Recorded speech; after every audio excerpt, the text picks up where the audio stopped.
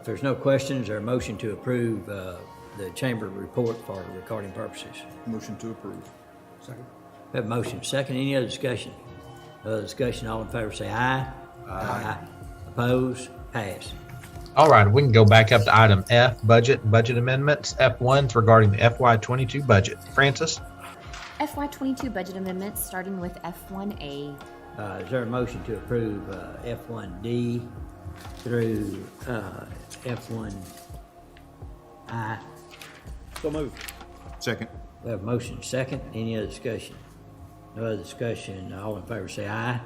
Aye. Opposed? Pass. Under item G, bids, RFPs, RFQs. G1 is authorization of recommendations. G1A regarding bid 22-004, aggregate surface treatment for delivery and pickup. All right, what's the pleasure on items G1A? Motion to approve the purchasing director's recommendations on the bids. Second. We have a motion second. Any other discussion? No discussion. All in favor say aye. Aye. Opposed? Pass. All right, item G1B regarding bid 22-005, asphalt emulsions for delivery and pickup. Not what's the pleasure of the court? Move to approve the recommendation of the purchasing director. All right. Is there a second? Second. All right. We have a motion second. Any other discussion? No other discussion. All in favor say aye. Aye. Opposed? Pass. I'd like to go to item L1. We have Shane Turner and Fiona Bond here. This is regarding the U.S. Department of Treasury Coronavirus Local Physical Recovery Fund American Rescue Plan Act, discussion or action regarding the eligible expenses and our funding guidelines, reporting requirements, and funding request. So I'm Fiona Bond, Executive Director of Creative Waco, and of course this is Shane Turner, owner and operator of the Hippodrome. All right, so we will recess until 1 o'clock tomorrow. So it's 11. All right, good morning. Let's call court to order. Today is Tuesday, March 1st, 2022. It's 9 a.m. Proof of posting, please. The agenda was posted on Friday, February 25th, 2022 at 3:10 p.m. Thank you. And if anyone has a public comment, they can come forward now from the audience. Yes, sir. My name is Shannon Caraway. I'm Vice President for Business Development for a company called Solar Prime. Currently, we're trying to develop another 300 megawatt solar farm and 300 megawatt battery energy storage project here in McLennan County. And it's out north of Trading House Creek Reservoir, that area there. We're preparing to submit a proposal to this body soon for a county tax abatement for the project, and just wanted to stop by ahead of time, introduce ourselves, and tell you what we're doing. Going to D on the proclamations resolutions. We have nothing this week. Under E, under consent agenda, I have no recommended pulls. Does anyone else have a pull from the consent agenda they want to discuss? Seeing none, is there a motion to approve the consent agenda? So moved. Second. Motion second. Any other discussion? No other discussion. All in favor say aye. Aye. Opposed? Pass. All right, Dustin. Yes, sir. Judge, if we could go to item N1, this is discussion and or action on matters regarding COVID-19. These case numbers have decreased for the hospitals. All right, Judge, do you want to accept that for recording purposes? Yes. Is there a motion to accept that report for recording purposes? So moved. Second. There's a motion and a second. Any other discussion? No other discussion. All in favor say aye. Aye. Opposed? Pass. All right, if we could go to item N10, presentation from Texas State Technical College regarding Central Texas Industrial Training Center. There's a mismatch between the number of jobs that are available and the number of people that are available to fill those positions. Move to accept for recording purposes. Second. Have a motion and a second. Any other discussion? No other discussion. All in favor say aye. Aye. Opposed? Pass. All right, if we could go to item N6, that's the Greater Waco Chamber of Commerce.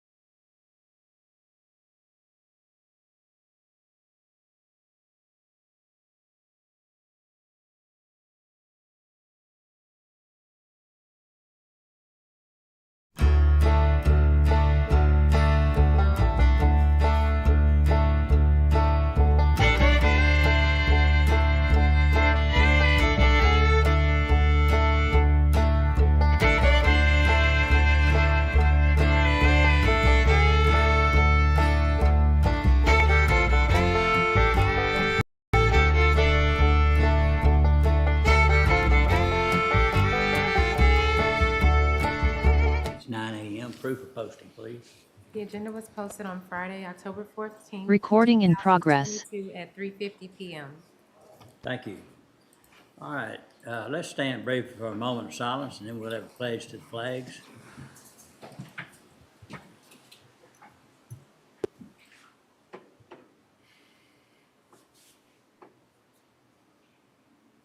Please join the pledge. Pledge of allegiance to the flag of the United States of America and to the republic for which it stands, one nation, under God, indivisible, with liberty and justice for all. Now the Texas pledge. Honor the Texas flag. I pledge allegiance to thee, Texas, one state, under God, one and indivisible.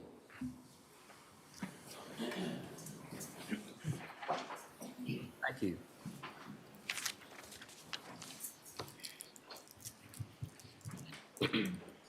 Okay, at this time, if there's any members of the public that want to speak to the court on business matters, please do so, just a few rules. Please limit your comments to 3 minutes or less. And please introduce yourself and give your address at the beginning of that. So this time the mic is open. I'd like to ask those to come up and speak into this microphone. This is a recorded proceeding. So if you want to come speak, please do so now.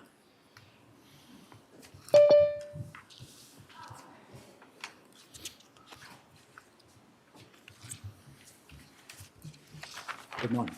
Good morning. My name is Kevin Courage. I reside at 304 West Inslee Drive in Robinson, Texas. But I'm here this morning about a property I own at 164 Redfish Lane in Hallsburg, a property where I want to build my house. Again, my name is Kevin Courage. I have owned the property at 164 Redfish Lane at Trading House Lake for 6 years. Redfish Lane is a private road. People drive down my private road, then drive across my private property to the abandoned county land near the shoreline. I have maintained this abandoned land for 6 years, where an attempted murder took place in 2011. The same place where someone tried to run over me with a truck on November the 2nd, 2021. In August, a vehicle was recovered from the lake, and my friend James Pavelka and myself pulled out 54 tires from the lake bed. I must be armed and with a witness when at my property. The sheriff's department has done nothing to help me in 6 years, and Parnell McNamara has not returned my phone calls. The Commissioner's Court has not helped me in 4 years. Scott Felton has not returned my phone calls, and each commissioner was given 2 folders of evidence. Commissioner Patricia Miller finally spoke to me and James Pavelka 6 weeks ago and said the 1.3 acre tract of land near the end of Redfish Lane should be abandoned and given to me so I can have it surveyed and fenced at my expense with an emergency easement given. The street rail you are discussing this morning will not protect me from harm. Convicted felons and the like will be parking on my property with their drugs, alcohol, and violence. This is a deadly recipe. Please abandon this 1.3 acre tract of land before someone gets severely injured or killed. Thank you.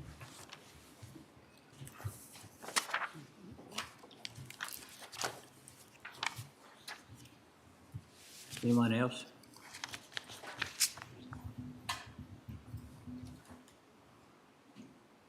Okay.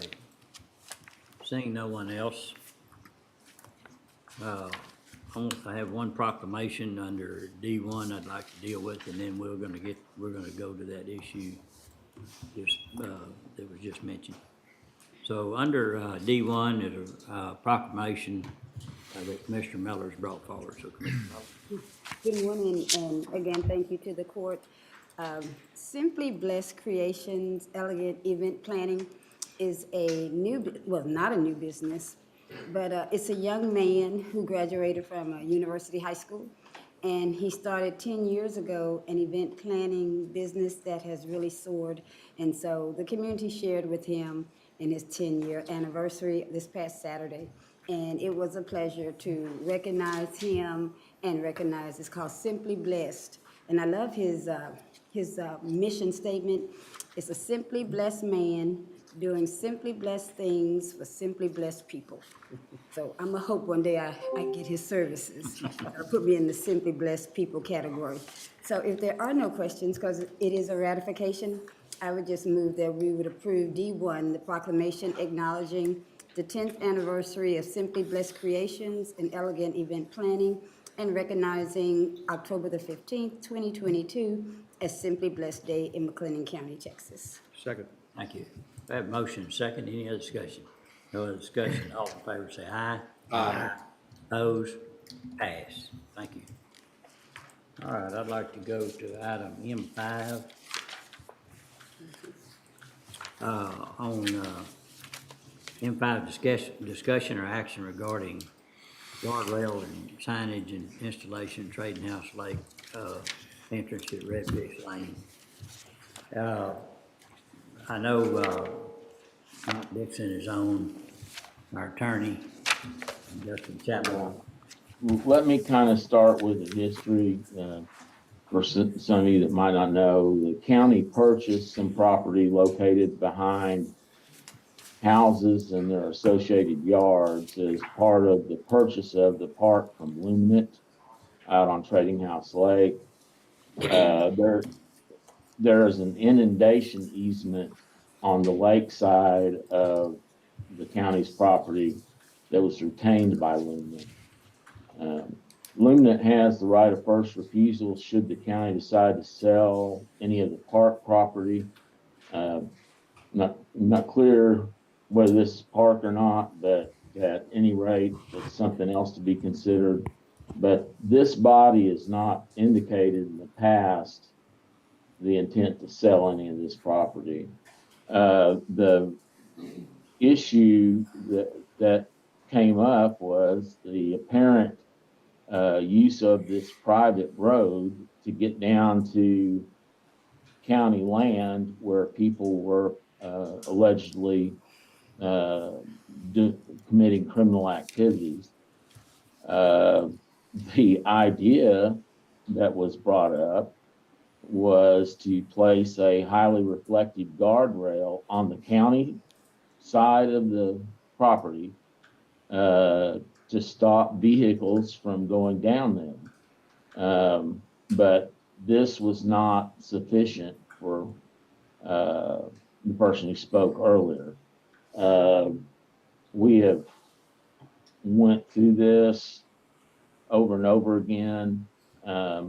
I got a call this morning from a person who has property out there and whose parents have property out there who say they have been relentlessly harassed and even followed around, and one of them had a criminal charge filed against them.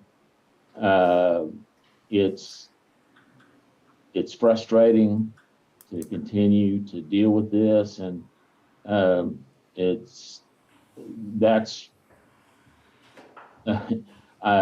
where I have to stop.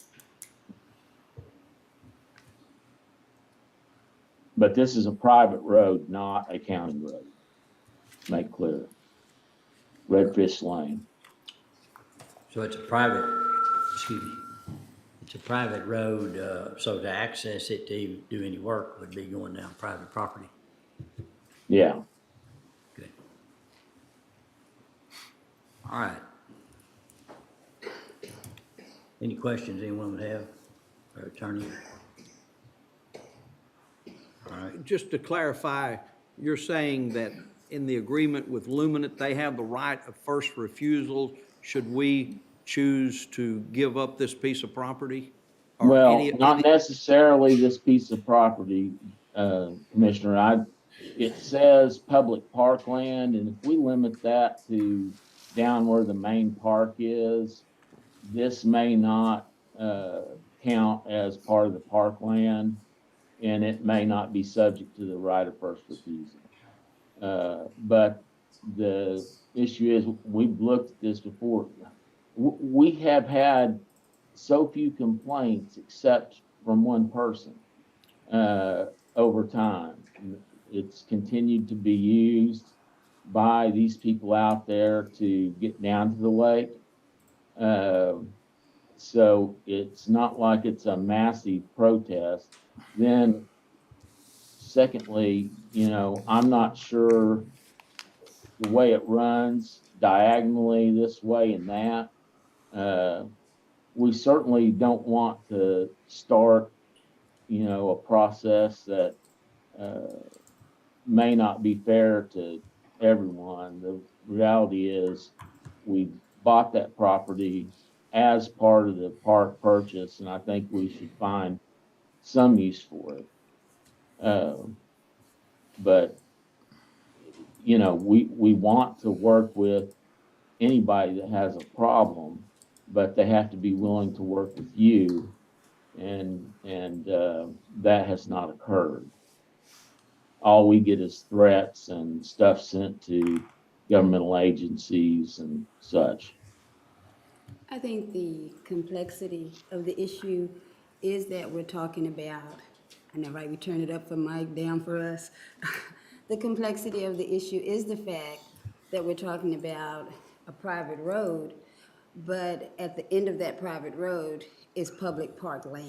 And I think that's what adds to the complexity to it. If I could make one statement about that. Okay. It has not been designated by the county as actually park property. It's county property. The park area is designated. It's over, at the end of. Right. So it may not, this land here is likely not subject to the right of first refusal unless it is designated as park property. Okay, it's just county property that was given to us by Lumen. Which we bought from Lumen, yes. Okay. And I guess my question would be, and I'm gonna date myself, because I was here when we had the Patrick, that's not mine, I just sound loud, I don't know. When we had the discussion about Patrick Crossing, and I just want to know, how does our situation, especially since we have Mike on the phone, how does our situation kind of similar relate to that situation? If I'm recalling correctly, there were property owners down at Patrick Crossing who had the same complaint that we're having here, and that is that people were accessing that portion or that road to get to the lake, and they were having parties and they were trashing it out. And so the property owners were having to go down there every time they would be down there and clean it up, and they were loud and they were disturbing the people, and they were kind of suspect of what they were doing down there. And so ultimately, the court discontinued public access to the lake that way. And so I guess that solved the issue. Excuse me, Mike? Go ahead. Yeah, I'm dating myself too, because I've been around long enough. Yeah, we were there together. We determined that Patrick's Crossing was actually a public road, not a private access, and that I can't remember, either it was a public road or it actually belonged to the people, but there was a difference. It wasn't a private road that led down there. If I recall right, we abandoned any rights of the public in Patrick's Crossing. I would have to go back and look at it, but the other thing is, it led to a river, and there was, as far as I know, there's no comparison. I went down there one time to check it out, and there were kids swimming 15 yards away from where guys were shooting at bottles with handguns. So, it was Wild West down there. But I think what we did was abandon any public right. See, Patrick's Crossing used to be the crossing. That's what I said, crossing used to be the crossing during the wagon days. So the worn path was considered a public right. And so we abandoned any public right to that area. Okay, and I want to hear the proposal from maintenance of buildings, but I did, in speaking with Mr. Curtis, because the situation out there is beautiful land. I went down that private road, hope it was okay. Me and the foreman drove down there to go look at it. And when you go out and you see that area that we're talking about, that it butts the water, it's just really nice. And I can see where his lakeside home is located and how he's really put a lot of vested interest into wanting to maximize his stay out there.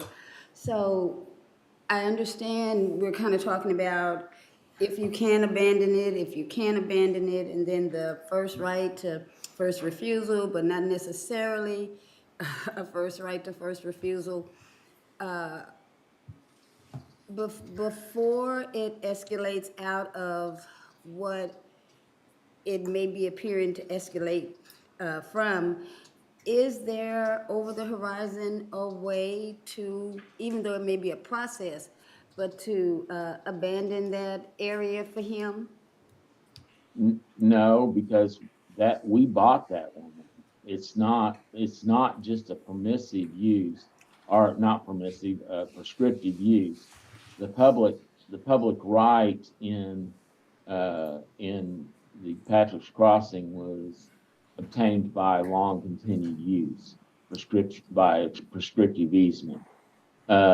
This, we actually bought the land, so we could sell it to him, but at this point, there's been no indication from the court that they wanted to go on this process of selling all this land. You don't realize how many houses are out here. Selling these dividing, figuring out, surveying, and going through the process of sales of all these lands. And some people most people out there are perfectly happy with it right now because, yeah, the county owns the land, but they have no restriction on going down to the water. So, it's not necessary for Mr. Courage to use that land. He's more than free to use it. We're trying to help him with his private road to keep the criminal element out with a guardrail and extend it further than you typically extend the guardrail. But it was made very clear that was not sufficient to us. So obviously we shouldn't consider that if the landowner doesn't want it. Well, one of the issues there is that, I forget how many landowners joined this county property through there, that it would, that the different properties, because of the shoreline turns different directions, there wouldn't necessarily be straight lines that you could continue a private property line, extend that straight out to the lake, because some of those actually intersect. And so after we looked at disposition of that property to adjoining landowners, two things. One, that was a problem, and it would be a significant challenge to try to, and we could see where there would be conflicts with neighbors in regards to where those lines went.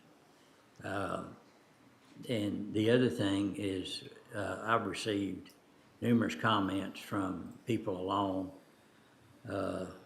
that same side of the lake that said they did not want to change anything, that they liked it the way it is. They're good with maintaining that property like it was theirs and using it like it was theirs. But they do understand that it's county-owned property, so that's when we, after analyzing it, decided maybe that was not a feasible option that we could have. So, that's as far as we went with it. I have a question. I know I've been to conferences down by Conroe, and some of the homes out there that abut Trading House Lake, and I think it's just a blessing to have a home where you go out the back door and you have expansive land and you have that boat ramp and you can just kind of boat from or sail from your property. You can tell I don't do either, but my terminology is a little twisted. But the blessing of having lakeside property is the advantages of going out on the lake. And there are several homes out there that access the lake from their private property. So, and I just think that's just the blessing of country living, the upside of country living. I know when I go out there and I go down Redfish Lane, I think there are two people, there are the property owners on one side of the street and the property owners on the other side of the street that are immediately or more intimately touched by this issue. I know there are some neighbors on the other side of Mr. Curtis, but they access the lake from their property. And so I guess my question is, I want to hear what we have, because I think we do have to stop the criminal element. Because if these pictures that I'm seeing are, they say you got to believe your lying eyes, there are things happening down there that should not happen down there. That's just a fact. But also, at some point, we have to have a solution out there. At some point, we keep kicking it, but at some point, we do owe it to the property owners out there to give them a resolution if we can. If this is not going, I want to hear it. I think we need to be open-minded, we need to hear it, but if there's another pathway, if Mike is saying there's a pathway to sell, I don't know what sale looks like, I don't know what the platting looks like, but if there's a resolution, I think we need to work toward a resolution. Well, we could hear that, but the problem is we haven't decided whether we have the authority to even do anything. Okay. All these properties along there, any one of them, for someone to access that property, they have to come down private property. And that's the way it is in this case. So Well, even on this particular property, since you have 3 landowners, how do you break up the sale to the 3 landowners? I mean, Well, Mike, you couldn't just sell it to a landowner. You'd have to put it out for bid, wouldn't you? No, we can sell to adjacent landowners without the bidding process, as long as we get an appraisal and we sell it for at least the appraised value, and we charge them for the appraisal too, and all sales costs. But what the judge was saying a while ago, Commissioner Miller, is the way the lines go, we would have disputes among property owners, and we may even have some property owners that, because of the way the diagonal lines might go, that might be cut off or partially cut off from the lake. Now you can see that there are boat ramps. That was something that was built probably even before Luminant, but it was definitely built. It could have been built during Luminant, but I don't think it was built during the county's possession of the property.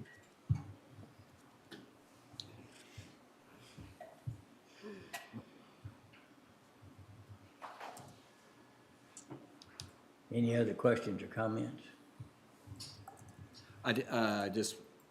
Just to clarify, so Redfish Lane, right there, that's That's not a county road, is that correct? That's not a county road, it's a private road. That's the problem of us going across private Yeah. property to do.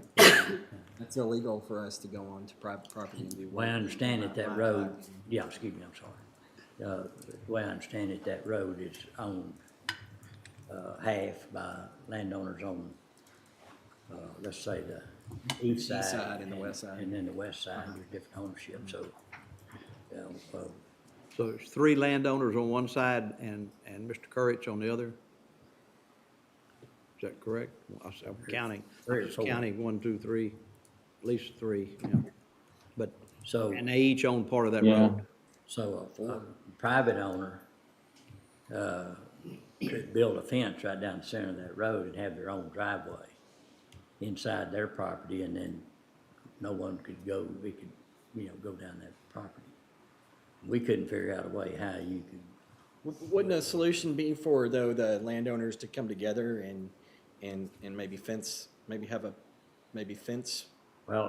right there? And that's between them. Right. And so that, I don't see us being involved in that. But they could fence the back of their property.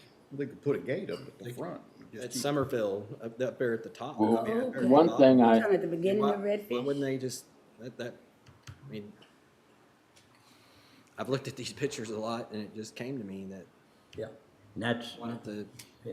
the neighbors work together and well, one other thing that stands out is this is supposedly such a high crime area and everything, but I don't see a fence around any of these houses, a security fence or anything.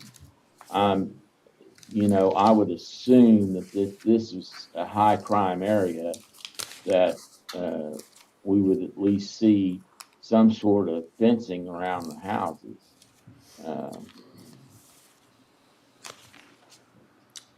But regardless, the issue is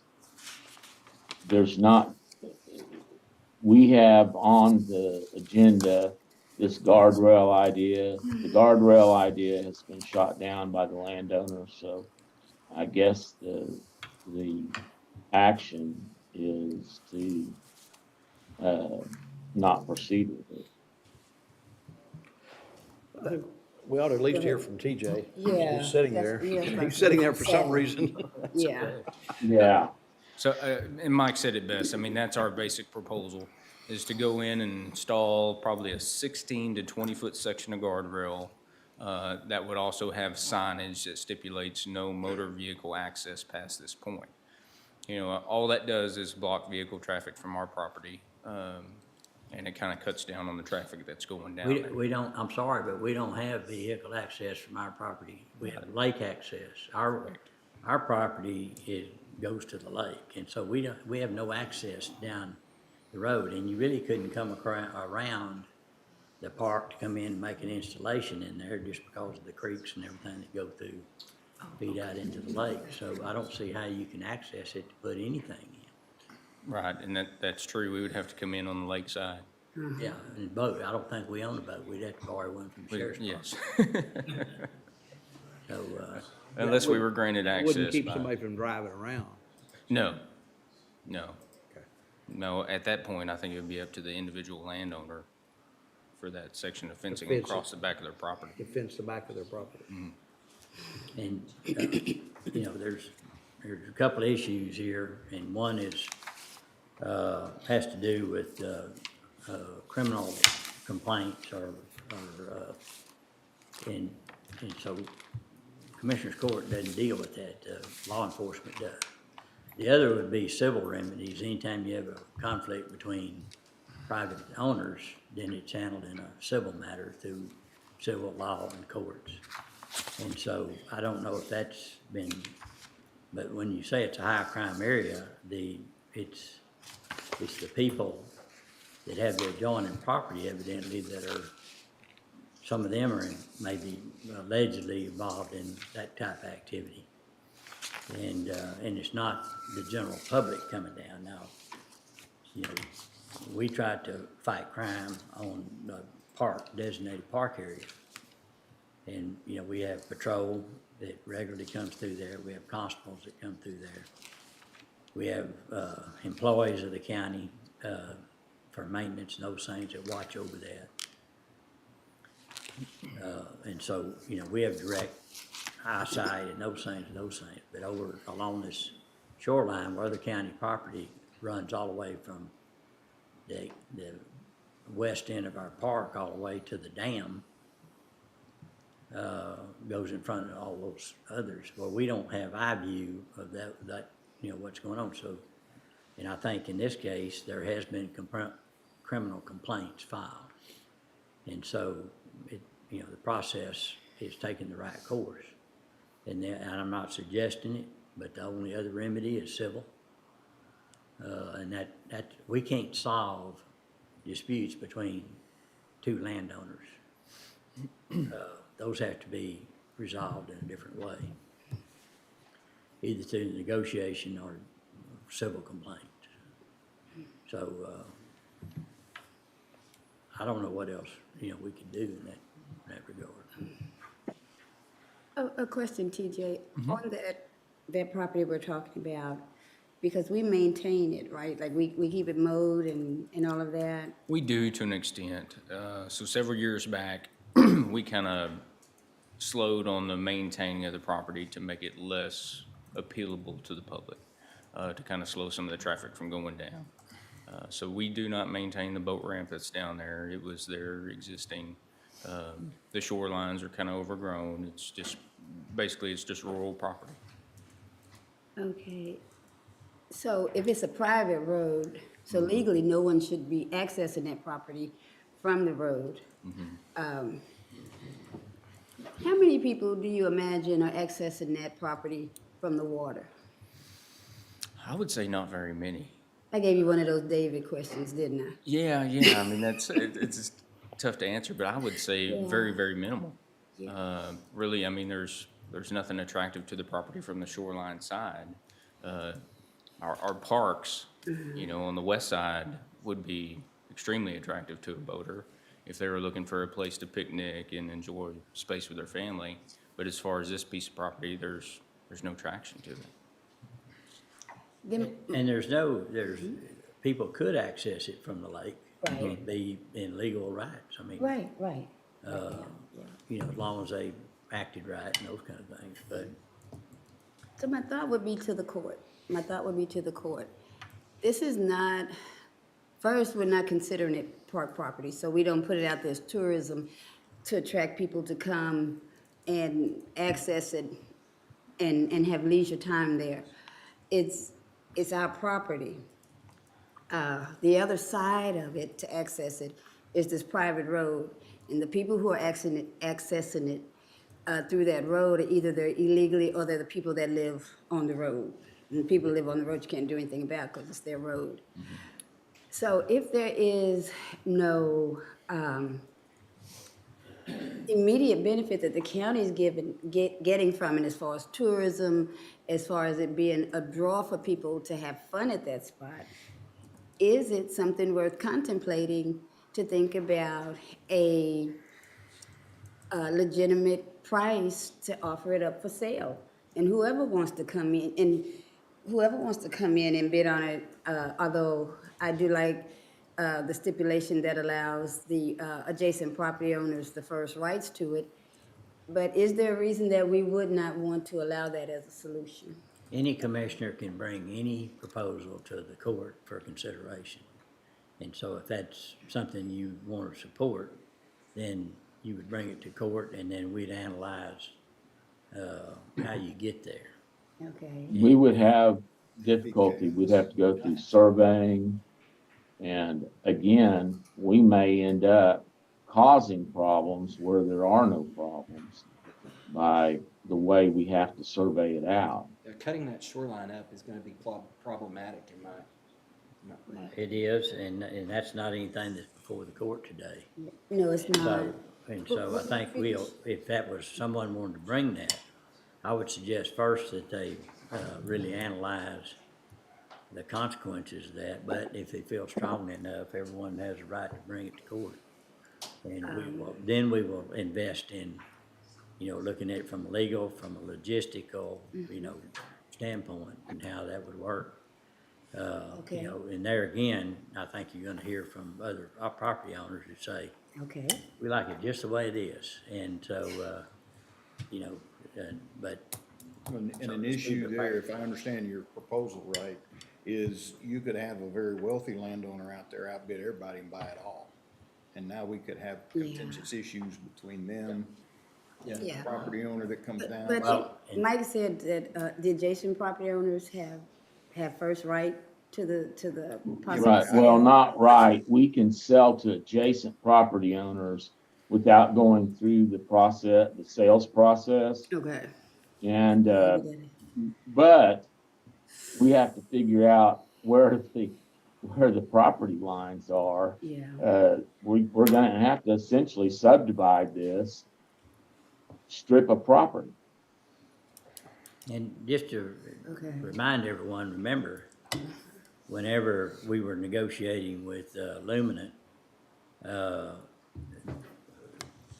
their requirement was the transfer of this property because we said, we don't want that down there because it's all adjoining landowners, or we can see issues with it, Okay. those kind of things. And they said, oh, no, you're right, there are issues and we want out of them. And so in consideration of the whole deal, that was part of the deal. And that we really did not, for this particular reason that's going on right now, that's why we did not want that property. All we wanted is what we could utilize for the park. And so, and then, you know, the lake was built in the 60s. And these property owners, many of them had owned land out there already. It was just not a lake there. And then the lake was built, some of them subdivided, and different things happened. But, and then the Luminant, or at the time TPNL,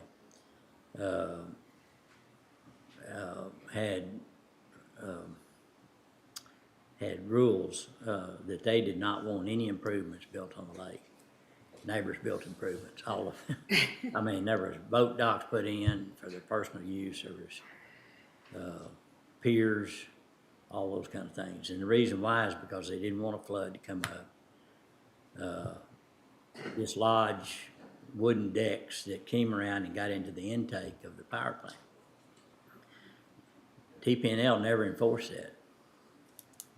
And people just kept adding it, you know, adding on to it. So, you know, they could see that, you know, they was already past that. They had already gone too far.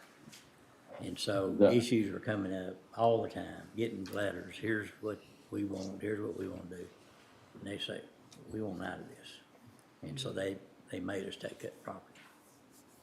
Well, and the other thing, I don't like the idea of feeling threatened into doing something. And we have received enough threats and complaints that to fill a binder. And I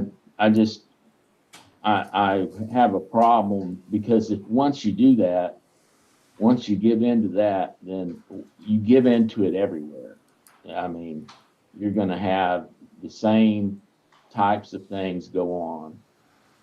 We can look at the process of selling out there, but I'm telling you, it would be a massive undertaking with the surveying and all that, and we're not going to be able to just sell to one person. There's, you know, if we do it, then everybody's going to want to do it. Well, and Mike, let me summarize this very quickly here. If we back this up all the way to the beginning, the problem is that Mr. Corch has a neighbor that they can't get along. Because that's the most simplest form or way to eliminate this problem is the two landowners come together and agree to have some type of limited access to the private road that they both jointly own. And you put a gate at the end. Put a gate, right. But that doesn't appear possible right now. So his thoughts to that are, let's get the county involved. And I would prefer we stay out of this. I would encourage and I would hope that your neighbor and you could figure something out where you guys could get along well enough to limit access to your properties. I understand where you're coming from. I just don't, I'm not, we're going a long way to cure a problem that you would hope two people could come together and resolve themselves. And I'm not gonna be in favor of putting this land up for sale, especially hearing the headaches that we're probably gonna endure while we do that. And I understand, and you're absolutely right on the front end. And I guess having several conversations with Mr. Curtis and kind of reading through the information that he sent, I'm trying to kind of go through the weeds and make a clear path, because you can get tangled up in the weeds on, well, this person doesn't like this person, and the bad, ugly things are being said by me, about me. I'm really trying to look at it, what is the issue as far as how is the county involved in this situation? Taking all those other things, just a clear path, how is the county involved in this issue, and what responsibility is on the county as far as a resolution? So when I look out there at the property, what I see is they don't have a problem with the road. They have a problem with the fact that because of the property that's abutting the lake, people are using the road to go down, and I call it a cul-de-sac. Might be an urban term, but when you look at it, it's just a really nice grassy cul-de-sac that you go down and you can just kind of relax in. And so people are accessing this private road to go down and access this public property. That's what I see the reason is. The neighbor stuff is kind of like background noise to me. So what he's asking is how can he safely access his problem and not have all of this other stuff going on? And I look at it from the right of the other property owner who lives out there 24/7. Because the people that live across the street, they live out there 24/7. And I don't want to do something, and all of a sudden they can't access that property and have fun. But I think they should be able to do it safely and respectfully. And so the issue is county property that everybody's trying to get to. So how do you provide because if something happens on that property, it's county property.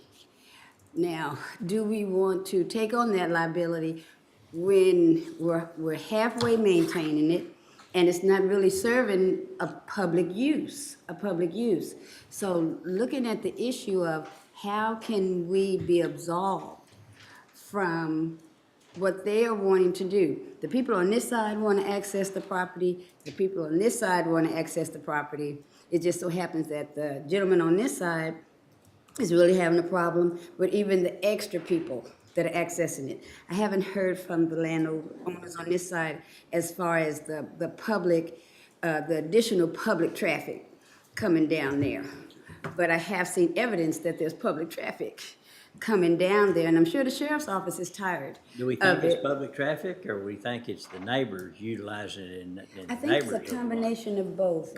I think it's a combination of both. Sometimes what I'm hearing, and if we want to allow him to come and clarify, Mr. Curtis, if what I'm hearing, sometimes it's the neighbors going down there and partying, and then it's just some people that are accessing it and coming down there partying. But that's private land on We it. have not heard. Because it's not blocked off like Commissioner Jones said, anybody from Summerfield can turn down Redfish Lane and go to that property. Not without, I would like to survey the Now people with that, yeah. about whether Well, there's yeah, a crime but problem. what'd you say, Mike? I would like to survey the people out there about whether they feel there's a crime problem, because I just got texted that we have no crime problem out here. And so That's the information I'm getting. Yeah, I don't know necessarily, survey's good, but we have the sheriff's office, if they're answering calls. The sheriff's office can say, yeah, we're answering calls. I just wanna, and I'm not doing anything, I heard the statements earlier, we have to be careful doing things under pressure. I think no matter the circumstance, right is just right. And I think it's right to have a solution. And I think if we're seeing a solution over the horizon, we really need to engage how we can get there, if that makes sense. So it's a little bit more than the Hatfields and the McCoys. And I'm trying to ignore that the Hatfields and McCoys might live out there Hatfields and just look. McCoys can solve that by themselves. That is the issue. I'm just looking at what is the county's responsibility if people are accessing that property and they're not doing, and they're doing illegal things, or they're doing things that the property owners who are actually paying taxes out there really don't want them down there doing. Because the draw is our property. But it's no different than anywhere else in the park. We have all that responsibility. Right. So it's no Right. different. And that's why we suggested the guardrail, and because that would be above that, what you referred to as a cul-de-sac, guardrail and signage, and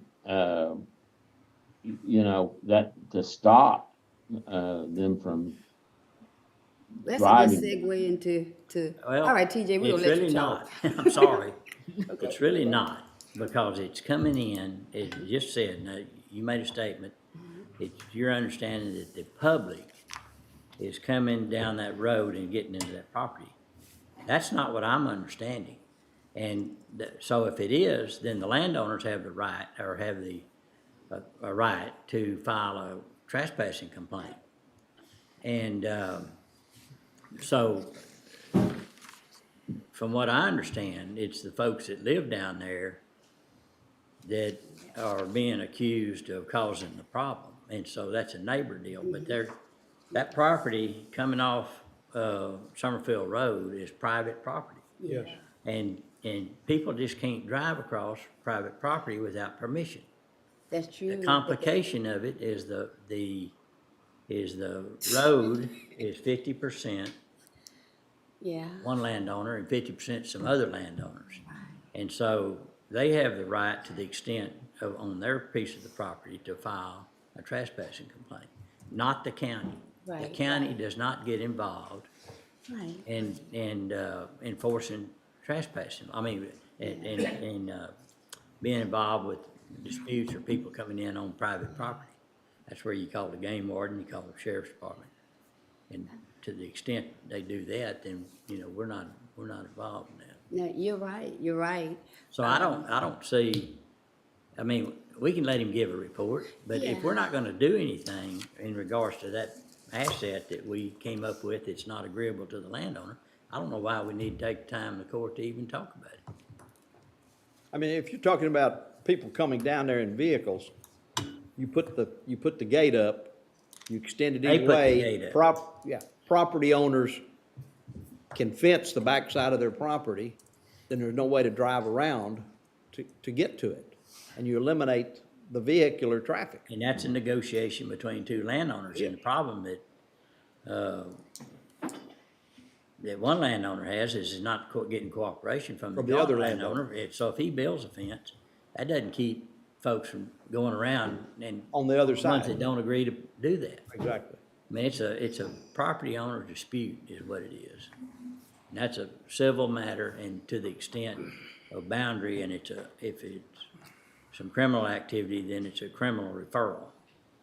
And if you look at how many times the sheriff's department's been down there, obviously, that's been pretty active. And so, and his complaint is that nothing's happened. And so, that's I think, I don't want to make light of the fact that we know there are people from the public coming down that road that don't live there and accessing it, because they're shooting up the private property signs when they're coming down. Like I said, if these pictures are true that have been sent to me, the people that are coming down there are not people evidently that you can say, hey, you can't come down because it's private property. They're going down there and they're doing whatever they want to do. And so I would like to hear, TJ, what your proposal is as far as what possibly could be a solution. So our proposal, like Mike said, would just be the guardrail. It would be the guardrail extension past what you see the drive point coming in off the private road. And basically all it would do is help those patrons keep vehicle traffic from going past their lane. And we put the I sure have a real guardrail problem up on county our going lane. Private road, private property and doing any type of work. Oh, I agree. I mean, we would have to, and that would be Mike's call, whether it's written permission from each landowner or we access it from the lakeside. I think you get rid of. Mike, you started to say something, Mike. Well, I wanted to make clear that the barricade would be on our property, along with the signage. And the property owner could fence from either direction at that point to cut off all vehicular traffic, basically. Certainly.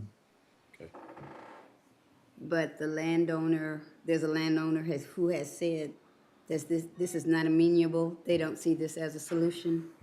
Right. Okay. In essence, did he say why? Did they say why? I think the landowner feels like it's not gonna stop anything. I think he. Because you're back to the issue of. And he's probably right about it. I don't think it would either. Yeah, I mean, Where the problem's coming from. right, I mean, the physical barricade on our property stops the vehicular traffic on the roadway itself, the private roadway itself, from accessing our property. But that's not gonna stop people from going around on either side. Driving on their land. Right, the landowner on the west side, he could fence from the barricade to his property line and stop Doesn't look vehicular like there's any traffic fences out there. and access, but no, there aren't any fences. And looking on Google Earth, You've got some, natural barriers, you've got some trees and things. No that fences. back on the Right. backside. So the other part that comes into the equation is if the landowner on the east side is not willing to put up a fence and he's willing to let vehicular traffic onto his property, we're not gonna stop We anything. haven't done anything. All right, Dustin, if you would, read what the request is to the court. And then I'm gonna ask for action on it. Yes, sir. So this would be the approval of the installation of a guardrail and signage at the entrance to the county park at Trading House Lake Park on Redfish Lane. The signage included would read "No motor vehicle traffic beyond this point." Okay, what's the pleasure of the court? I would ask that we would defer this, and what I would ask the court to allow me to do is to look at the situation a little closer. If this is not the solution, I want to get with TJ, I want to get with Mike, and I want to get with Zane, and really look at from a guardrail to perhaps the sale of the property, and be able to come back and give the court more information and kind of drill down on specifics for the court. I would ask that we would defer it today. Second. All right, we have a motion, second, any other discussion? No other discussion, all in favor say aye. Aye. Opposed? Pass. Thanks, TJ. Thank you. Thank you. All right, I'd like to go to item H3 in regards to the law library. So Dustin? Yes, sir. So under item H3A, this is regarding West Proflex legal research and guidance material for the law library. And we have Josh Borderood on with us, and Josh is a member of the law library committee that reports back to the commissioner's court. And we have the opportunity to be able to expand some of our online resources. So Josh, would you like to visit about that for a minute? Absolutely. Thank you, Dustin. And thank you, commissioners, for having me, Judge Felton. Our committee looked at renewing our Westlaw patron access for the law library. There's an online legal research, subscription service is what it is. And it's very common for members of the bar to use this and or LexisNexis. Those are the two major legal research providers in terms of online access. And it's primarily for most practicing lawyers. These are the two principal ways of conducting legal research. And we've got two options here. One is the Patron Classic and one is the Patron Edge. The Patron Edge is a little more expensive. However, we think it would be in the best interests of the Bar Association and its members and the public. We have a lot of self-represented litigants or pro se litigants that come down there to do their own legal research, to have the full capacity of the patron edge. That comes as a recommendation from our Waco McLennan County Bar Association appointed law library committee that was created with the authorization of this court several years ago. On that committee, we have a member, Chris Galeshka, who's a law librarian and faculty member at Baylor Law School, and he reviewed those. And he felt like in terms of cost benefit to the county citizens and to the Bar Association, the Patron Edge was a much better product than the Patron Classic. It just has a lot more legal resources. And as y'all may remember, I think most of you have been serving on this court for the last several years, but we have drastically downsized the physical books in the law library, the reporter volumes, and the physical resources. Some of that was out of necessity, moving to a much smaller law library space in the courthouse annex. And some of it was out of just legal reality in terms of where the market is and where people do their legal research now. But our recommendation is to do the 5-year Patron Edge plan, which is less expensive if done over 5 years than 3 years. Those are the two options. So we thought there was a cost savings there, but to get that full access of the Patron Edge plan. Glad to ask any questions. My understanding this should come out of the law library budget, and so it should be essentially it should be revenue and budget neutral in terms of the general fund, because there's a special fund for this. Okay, any questions? Josh, you're saying Patron Edge, but the item here says Thomas Reuters for the West ProFlex. Is that what we're talking about? So we're adding that, is that correct?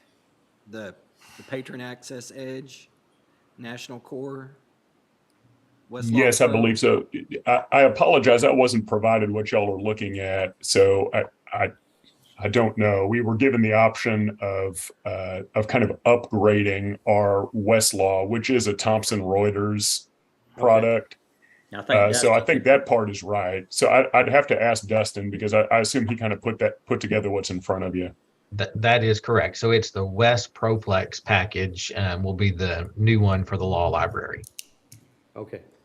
That would be my motion to approve. Second. All right, motion and second. Any other discussion? No other discussion. All in favor say aye. Aye. Opposed? Pass. Thank you, Commissioners. All right, right quickly, I'd like to go back to the consent agenda and three recommended pulls. One is, E1C. which one? E1C, please. All right, E1C, E3A, and E3B. Is there any other recommended pulls? If not, is there a motion to approve the consent agenda with the exception of three previously mentioned? So moved. Second. Have a motion second. Any other discussion? No other discussion. All in favor say aye. Aye. Opposed? Pass. All right, I'd like to go to item K2, discussion about the opportunities with grants and bipartisan infrastructure law. Dustin, you want to introduce? Yes, sir. So last court session, the court had requested that we invite Georgina Ibarra with TLC Engineering. They are who the county had selected for our grant management firm services. And so I'd like to call on Georgina and also open it up to the court for any questions. I think the court last time just basically wanted to visit with Georgina about the process and the steps they go through looking for available grant opportunities for the county. So Georgina, can you hear us? Judge, I'm showing she's on mute. I wonder if she stepped away. And Georgina, you're on mute just in case you can hear us. So Judge, if it's all right, we can hold that for right now until she is. Yeah. Good morning, Good Judge morning. and Commissioners. This is Georgina Ibarra. Do you have any specific questions about processes or type of funding or what it is that we're pursuing? All of that. At this time? All of that. All of that. Kind I of, if you don't understand. mind, Georgina, if you don't mind. No, not at all. All right, now that we're have a business relationship established through the action of the court. If you could kind of tell us, first of all, a little bit about your process, but also what grant opportunities out there that look like early on, how that's going to match up with what our needs are. And, you know, the whole idea of whether we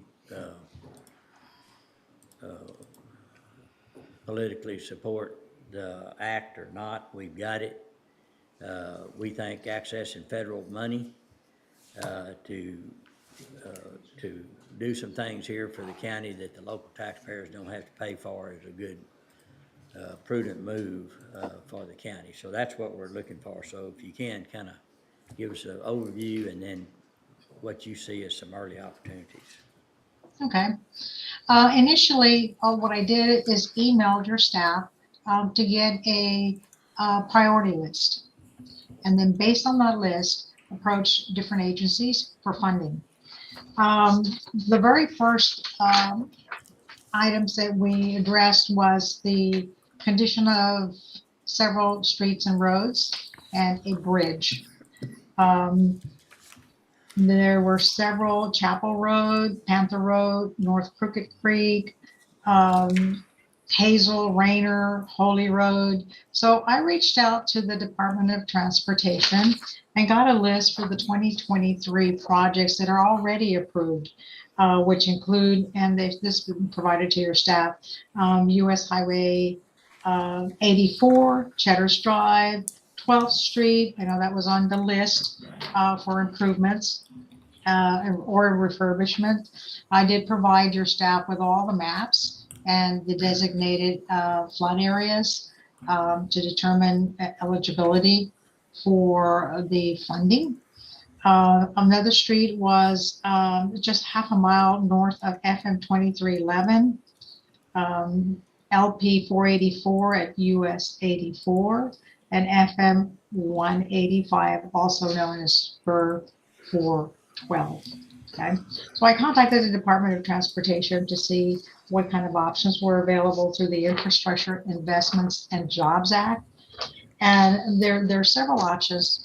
One of them is acquiring a loan of which is at the current market interest rates, and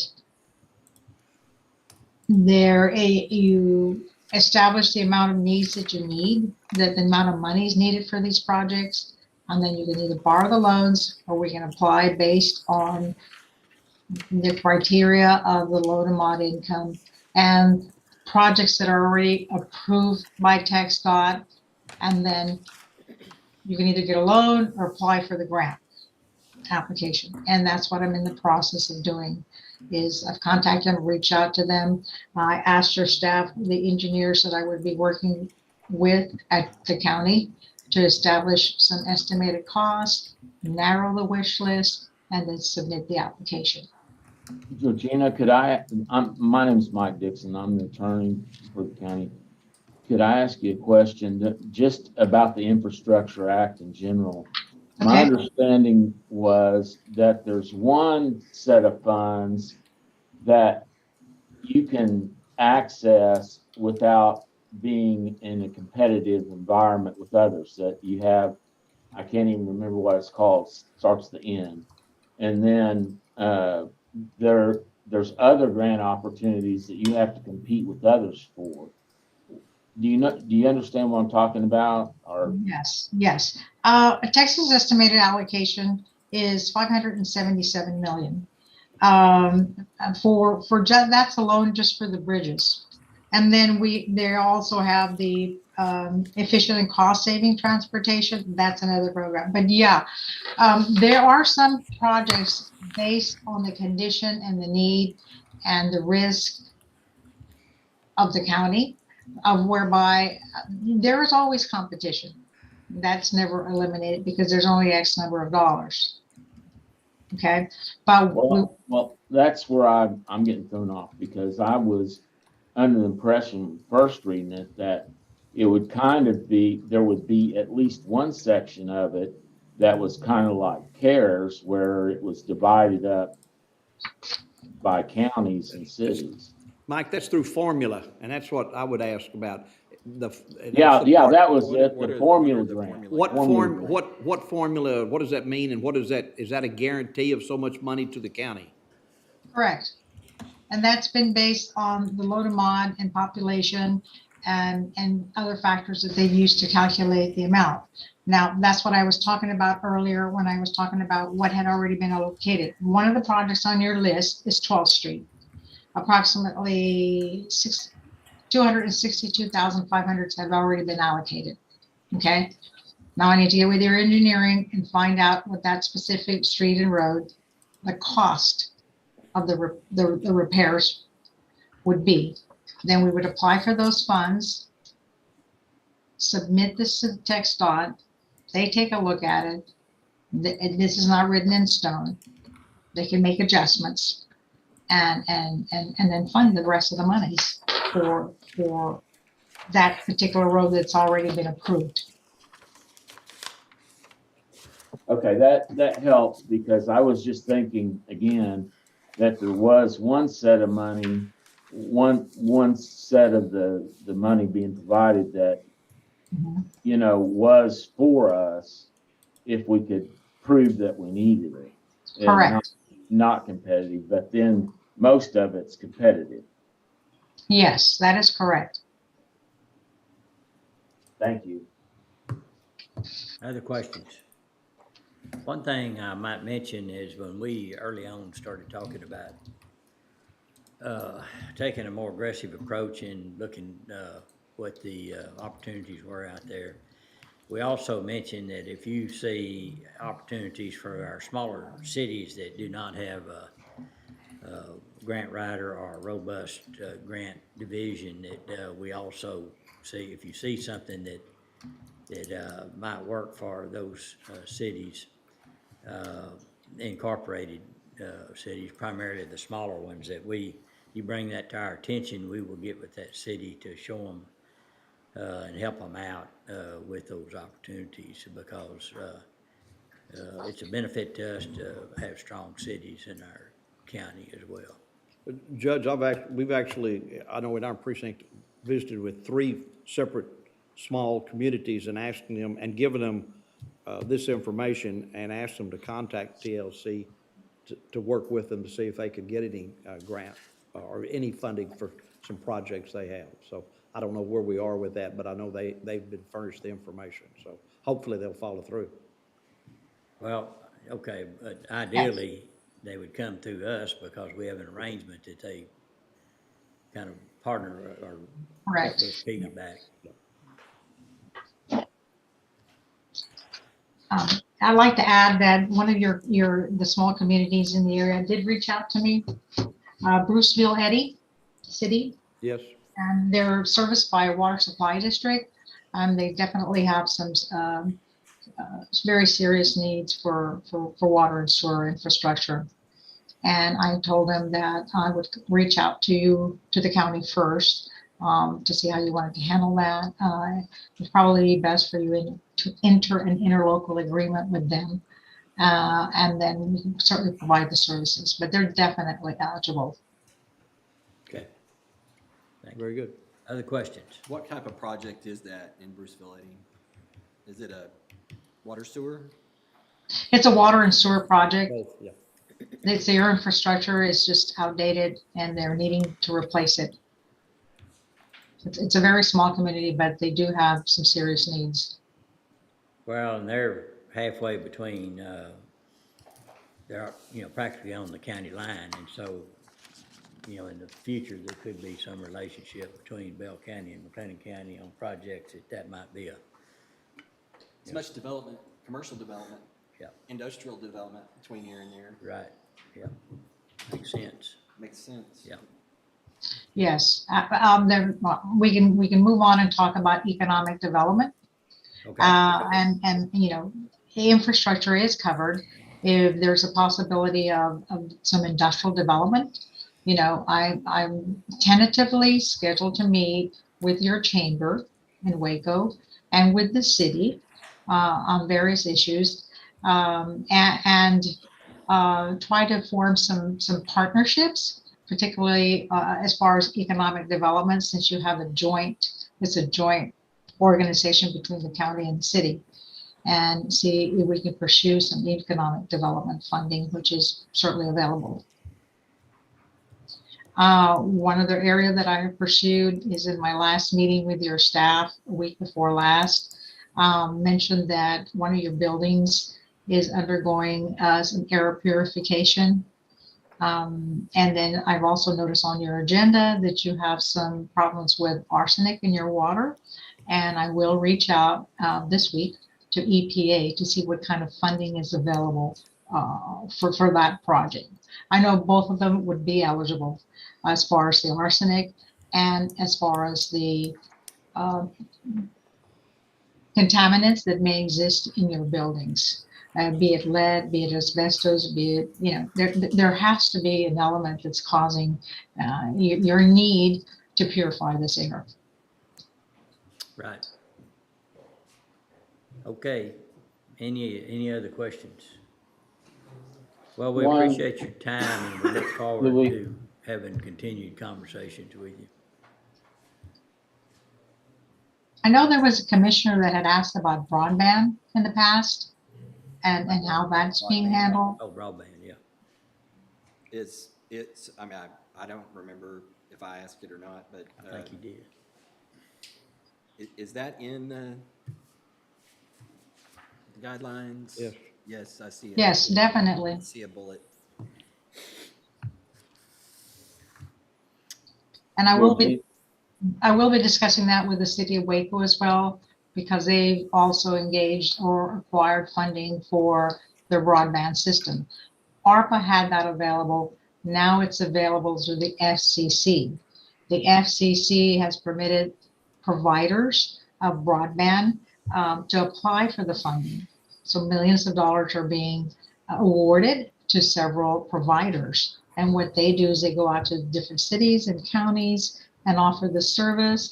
And the requirement would be that there's no cost for all of the laying of all the lines, the fiber optic lines. However, the county and or the city would be responsible for thereafter, after they take over the operation, they would be responsible for the billing. Other questions?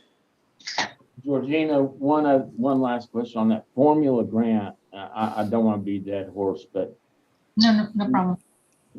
do we know what our cut, for lack of a better word, is? What on a formula basis? I'll have to research that honestly to get the exact formula.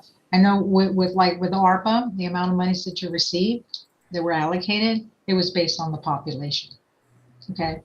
I would have to get all the variables for you, but I will answer that question for you. Thank you very much. You're welcome. And then one last thing, I know our veteran service officer is here in the court today, and so if you see opportunities for veterans, we've got an effort going on to try to employ more veterans from this area because we're in close proximity to probably the largest Army base in the nation.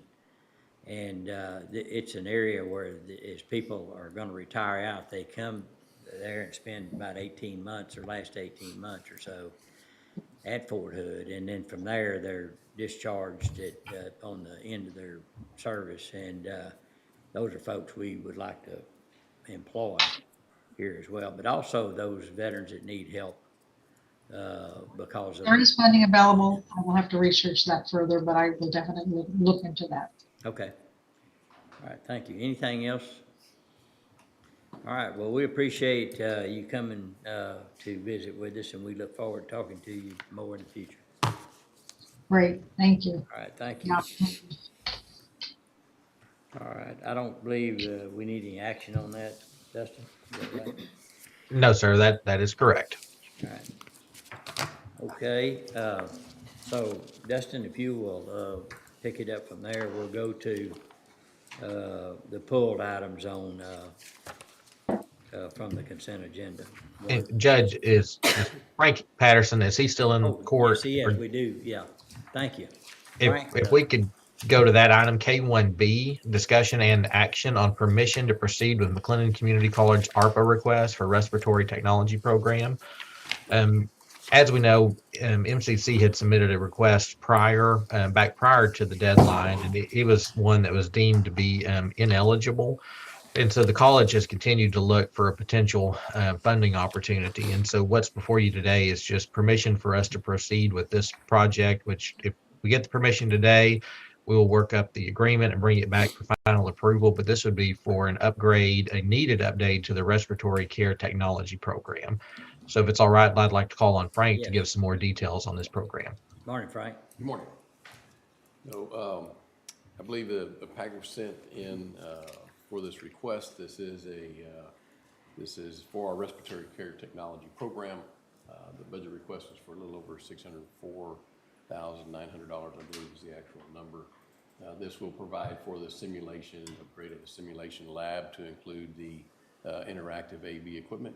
Respiratory technology, you know, is the front line for COVID, and it was a respiratory illness. They are in high demand. We did see a drop in our numbers through COVID, and we're trying to get those numbers back up as far as the program.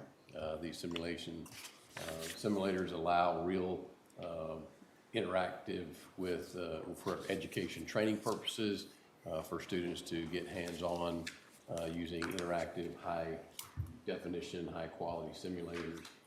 And the AV equipment allows the instructors to evaluate in real time and then replay what they did so they can hone their skills. This is advanced simulation.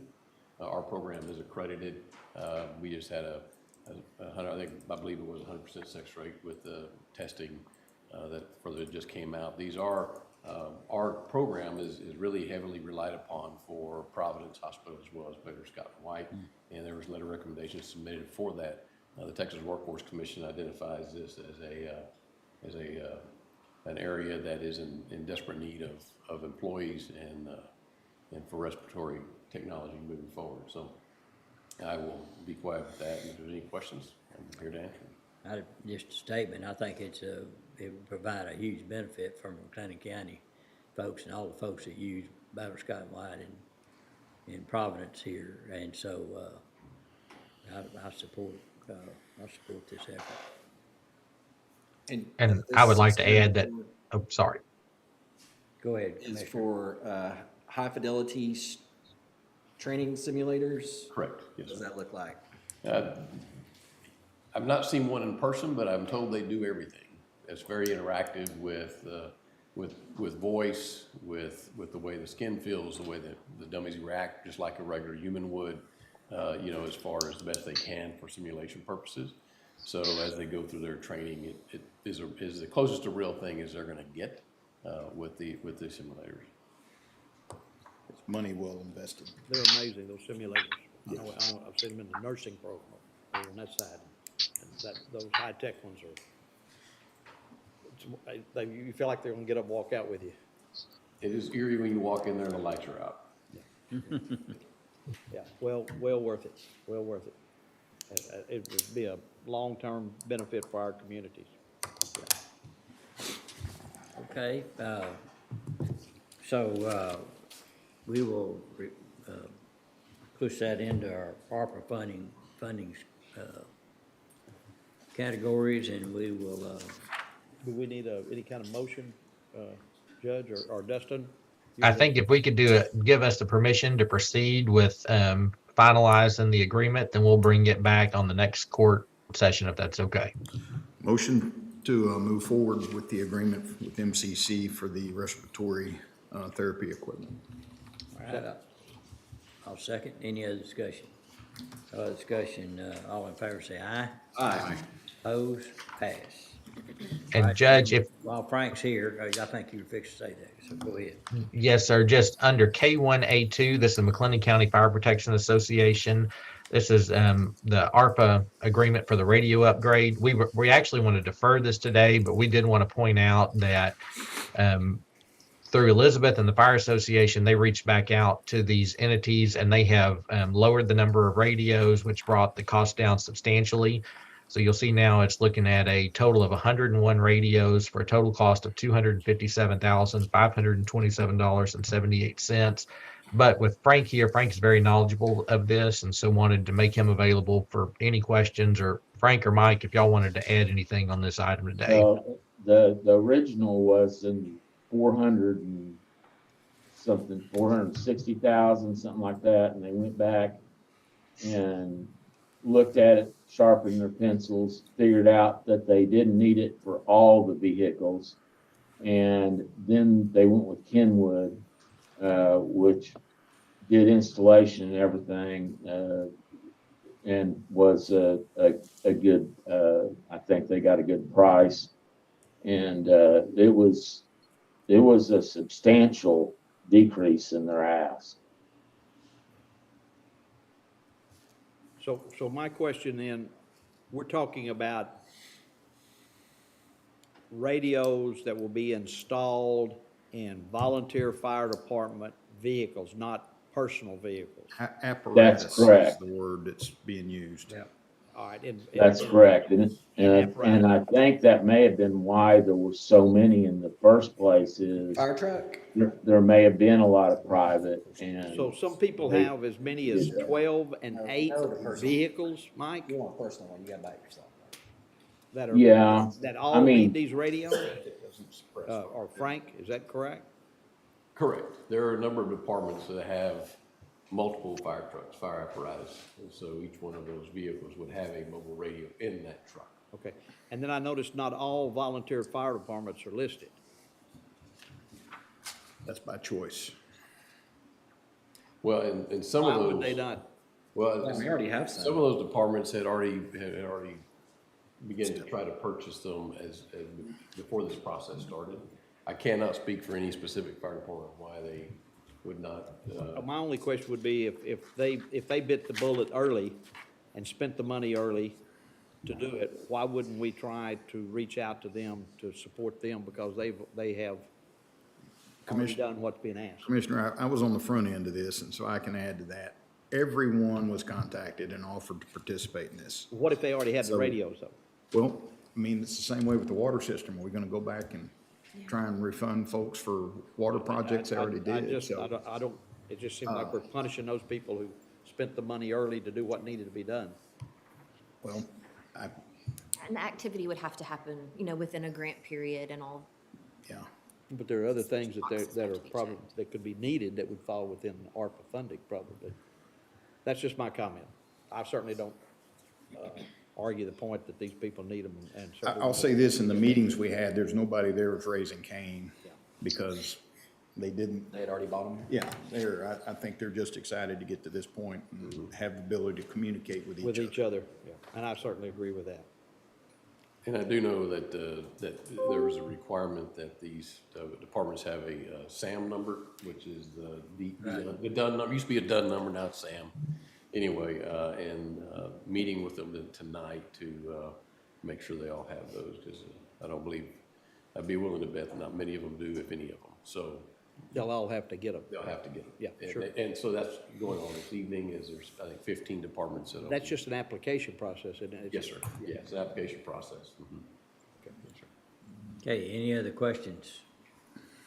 So there's no need to defer, right? Mike, do you still want to keep this one deferred? I'd want to keep it deferred until we have all the SAM numbers back.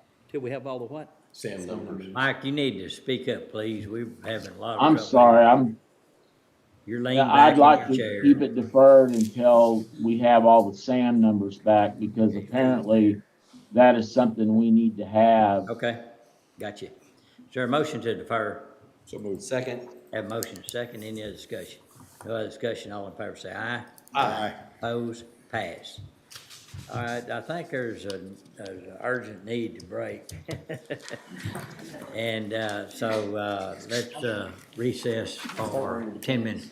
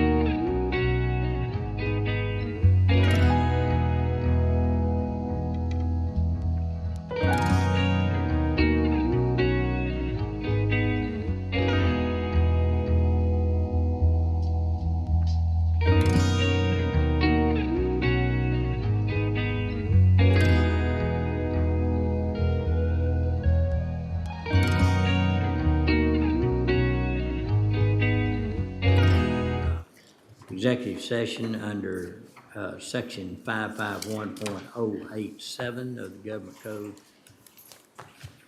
Let's see. Is that the right one, Dustin? Yes, sir, that's it. Okay. All right, discuss economic development.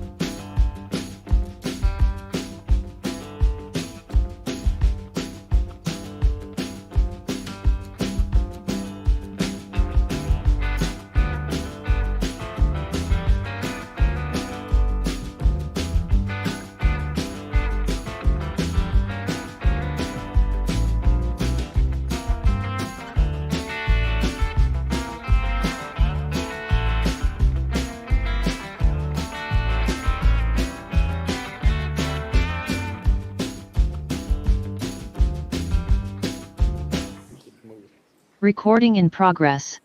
Okay, thank you. All right, it's 11:03. Let's call, go back into session. All right, Dustin? All right, judges, John Gimbel in the courtroom. No, text him and he'll come down. Okay. And so just go to the next deal and we all would like to go as fast as we can with reasonable time. All right, well, we'll move back to the start of the agenda and the pulls from the consent. I believe, was it E1C that was pulled? Yes, so I'd ask Francis to address that. And I'll be quick. Okay.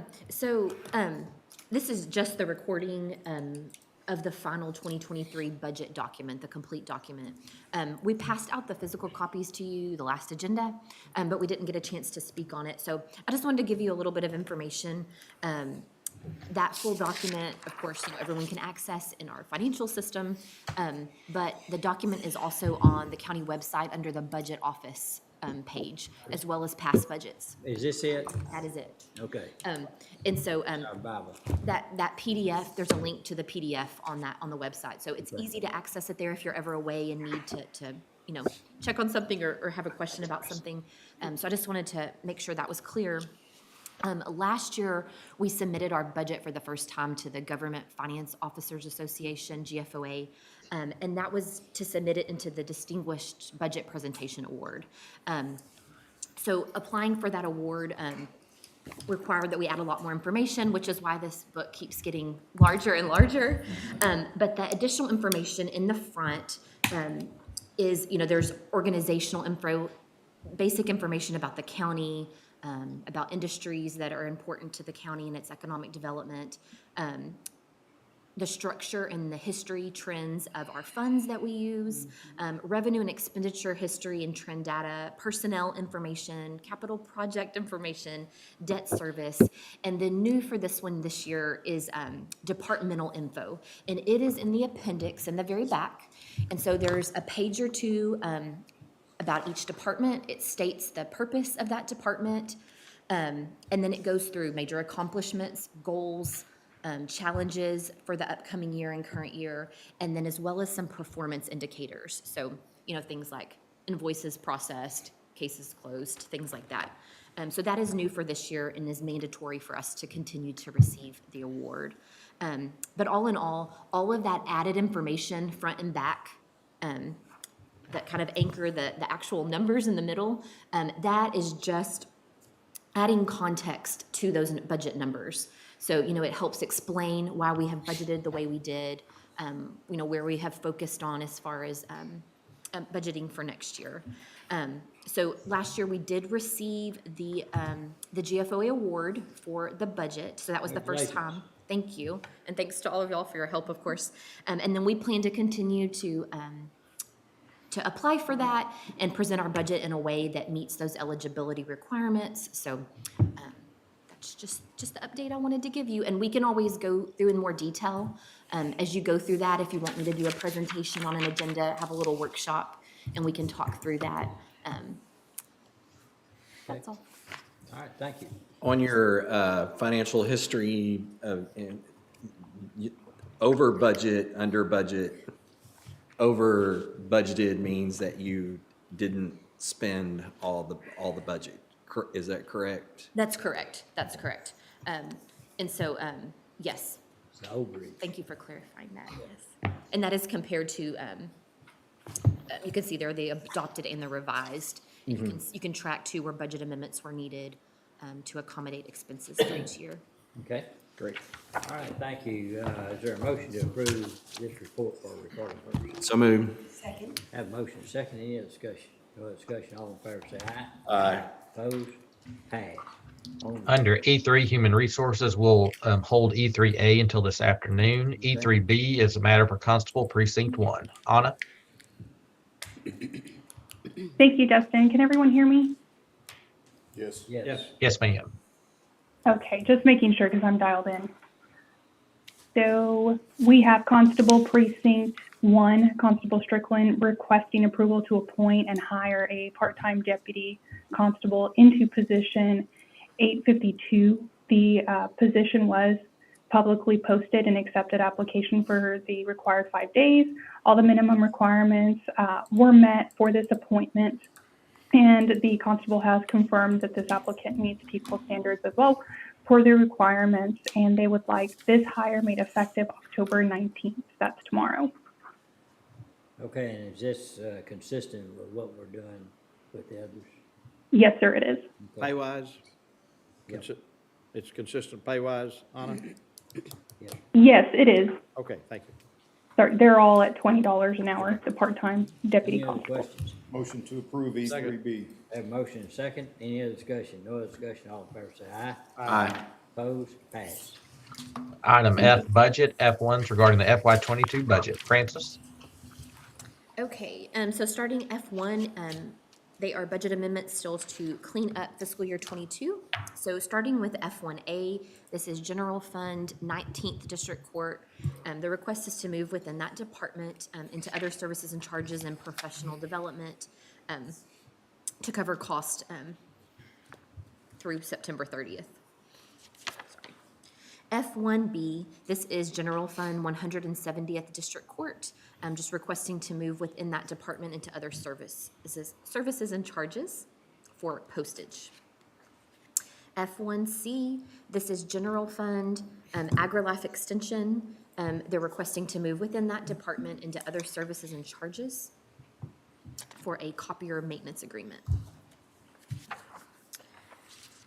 F1D, this is General Fund Constable Precinct 5.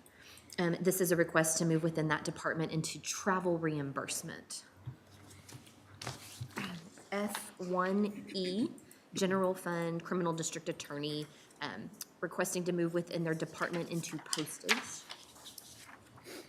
F1F, this is the Permanent Improvement Fund related to the 2021 bond issuance. This is just increasing the line item for property purchases. And this was some additional closing cost that we did not know at the time that the first budget amendment was completed. F1G, this is General Fund Health Services.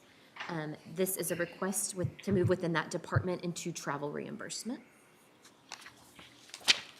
F1H1, this is within the county jail department in the general fund. They are needing to increase the line item for food services. There was a price increase with our food contractor Trinity Services, and that was approved during the last fiscal year or so. F1H2, this is General Fund Jack Harwell Detention Center, also needing to increase food services for the same reason, as well as other services and charges. F1I, this is General Fund Justice of the Peace Precinct 3, requesting to move within their department into other services and charges for postage primarily. When it says any additional cost, and they don't spend it, does it just go back in then if they don't spend that additional cost? Yes, then that line would just have excess budget. Okay. When it's all said and done. F1J is General Fund Justice of the Peace Precinct 4, requesting to move within their department into travel reimbursement. F1K, General Fund Maintenance of Equipment.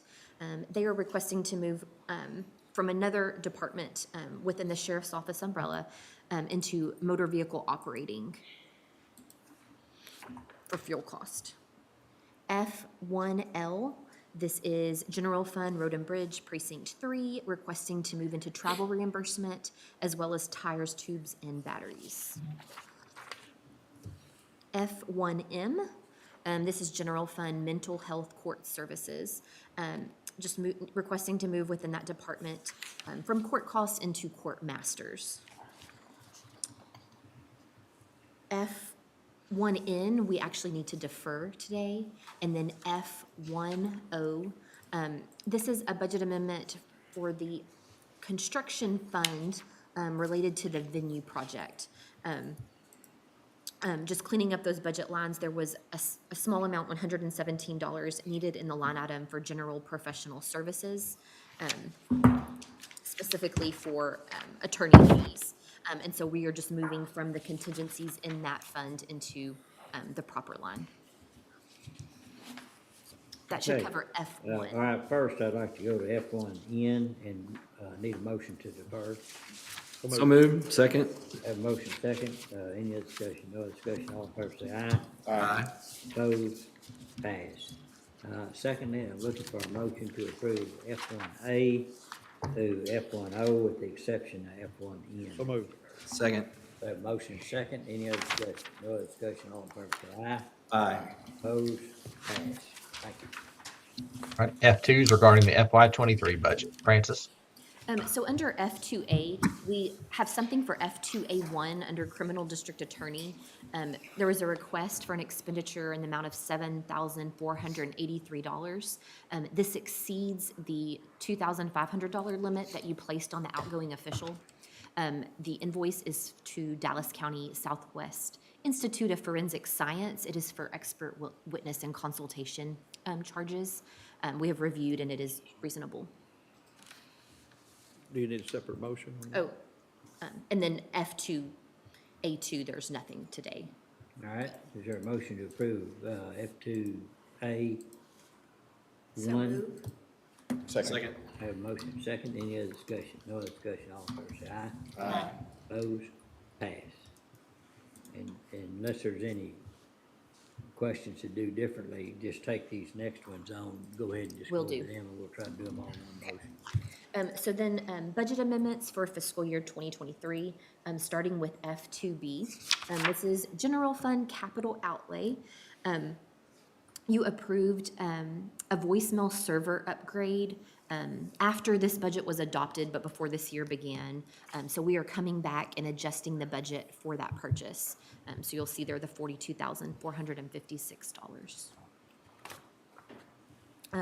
F2C, this is the permanent improvement fund related to the 2021 bond issuance. And on the last agenda, you approved an asbestos inspection for the property at 415 Columbus. So this budget amendment will take care of that line item.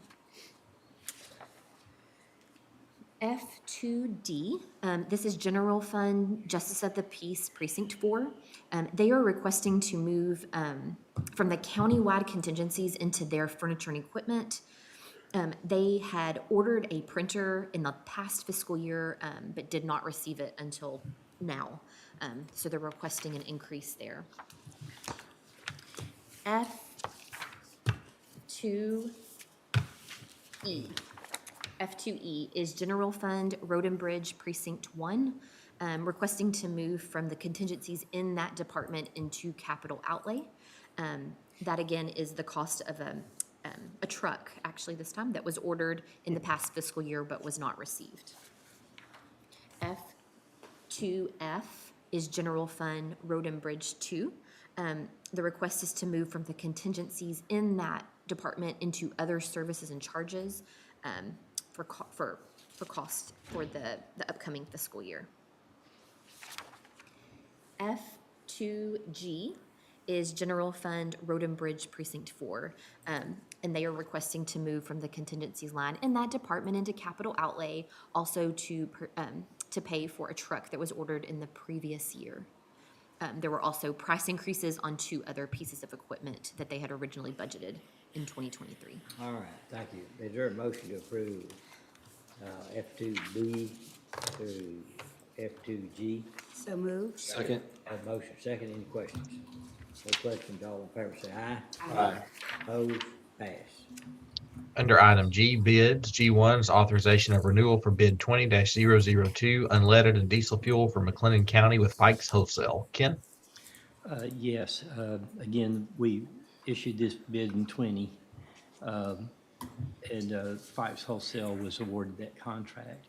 They've come back and submitted a letter that they would like to extend that agreement for another year, but they would like to add an extra 2 cents per gallon on the increase to continue for the next year.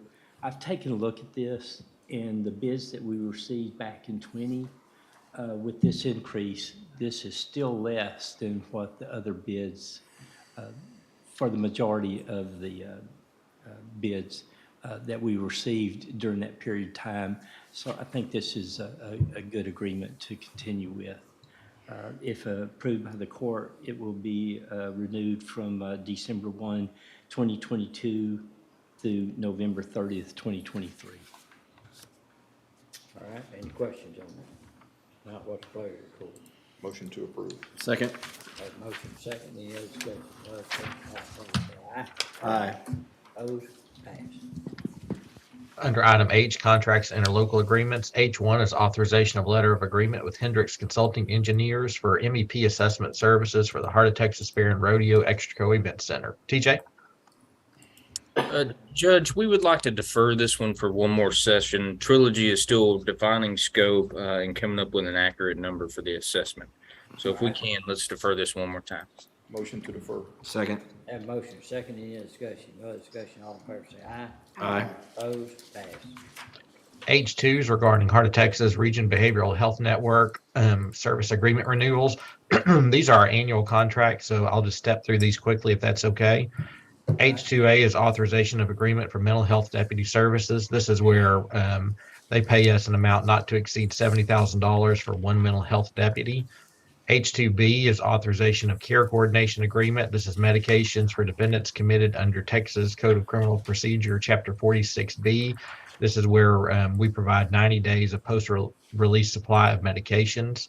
H2C is authorization agreement for comprehensive mental health and mental retardation services. This is the broad array of services that we receive through MHMR, and funds for all these agreements are included in the budget. H2D is authorization agreement for emergency psychiatric services. Again, this is for countywide mental health services for eligible residents. H2E is authorization agreement for jail diversion and pretrial diversion services. For jail diversion, the funding is not to exceed $215,833.33. And then there's also funding for the reintegration roundtable and pretrial diversion services. H2F is authorization of grant agreement for medical clearance initiative at the Crisis Treatment Center. This is that piece where we provide $80,000 for the medical pre-clearance. And so, Judge, that is H2A through H2F. Okay, you can see we invest a lot in mental health.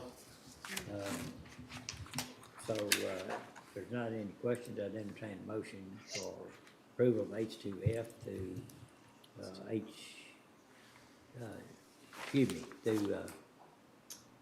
H2A to H2F. Thank you.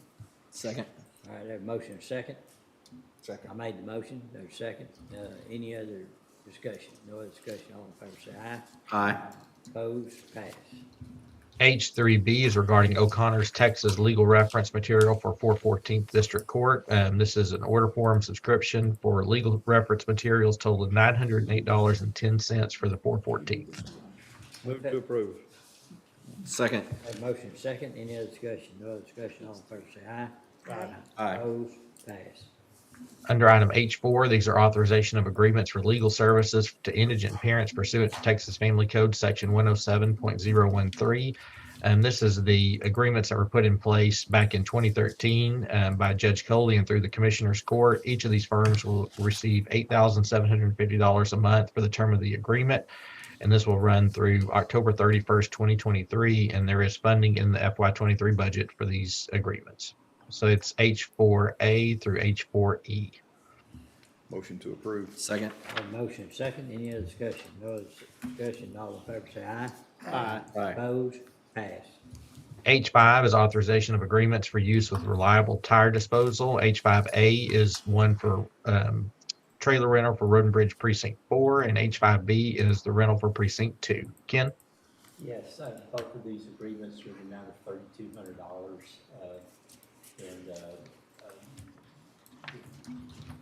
Precinct 4 is for 10/19/22 through 10/24/22, and Precinct 2 is from 10/20/22 through 10/31/22. Okay, any questions on those? Is there a motion to approve? So moved. Second. Have a motion second, any other discussion? No other discussion, all in favor say aye. Aye.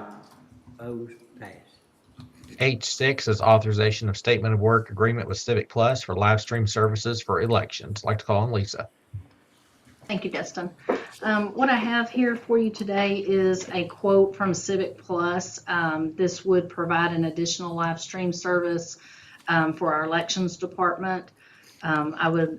We currently utilize YouTube for our streaming, and I think it would be a good idea to use this in conjunction with that in the event one of these services were to go down. For this service, the first year would be $1,142.72. There is a 5% increase annually, generally with Civic Plus, which would look like $1,200 next year. We use these two services, YouTube and the Civic Plus, to stream our Commissioners Court meetings, and I feel like this would be a good solution for the elections office as well. Okay, any questions?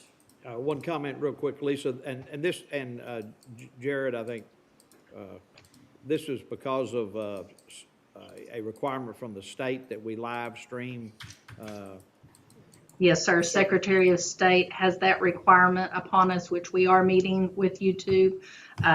In recent months, there was an outage, and had we been needing, if we were in an election period, that would have posed a problem for us. So The we want to be point I would make, compliant. Senate Bill 1 in the 87th legislature required this.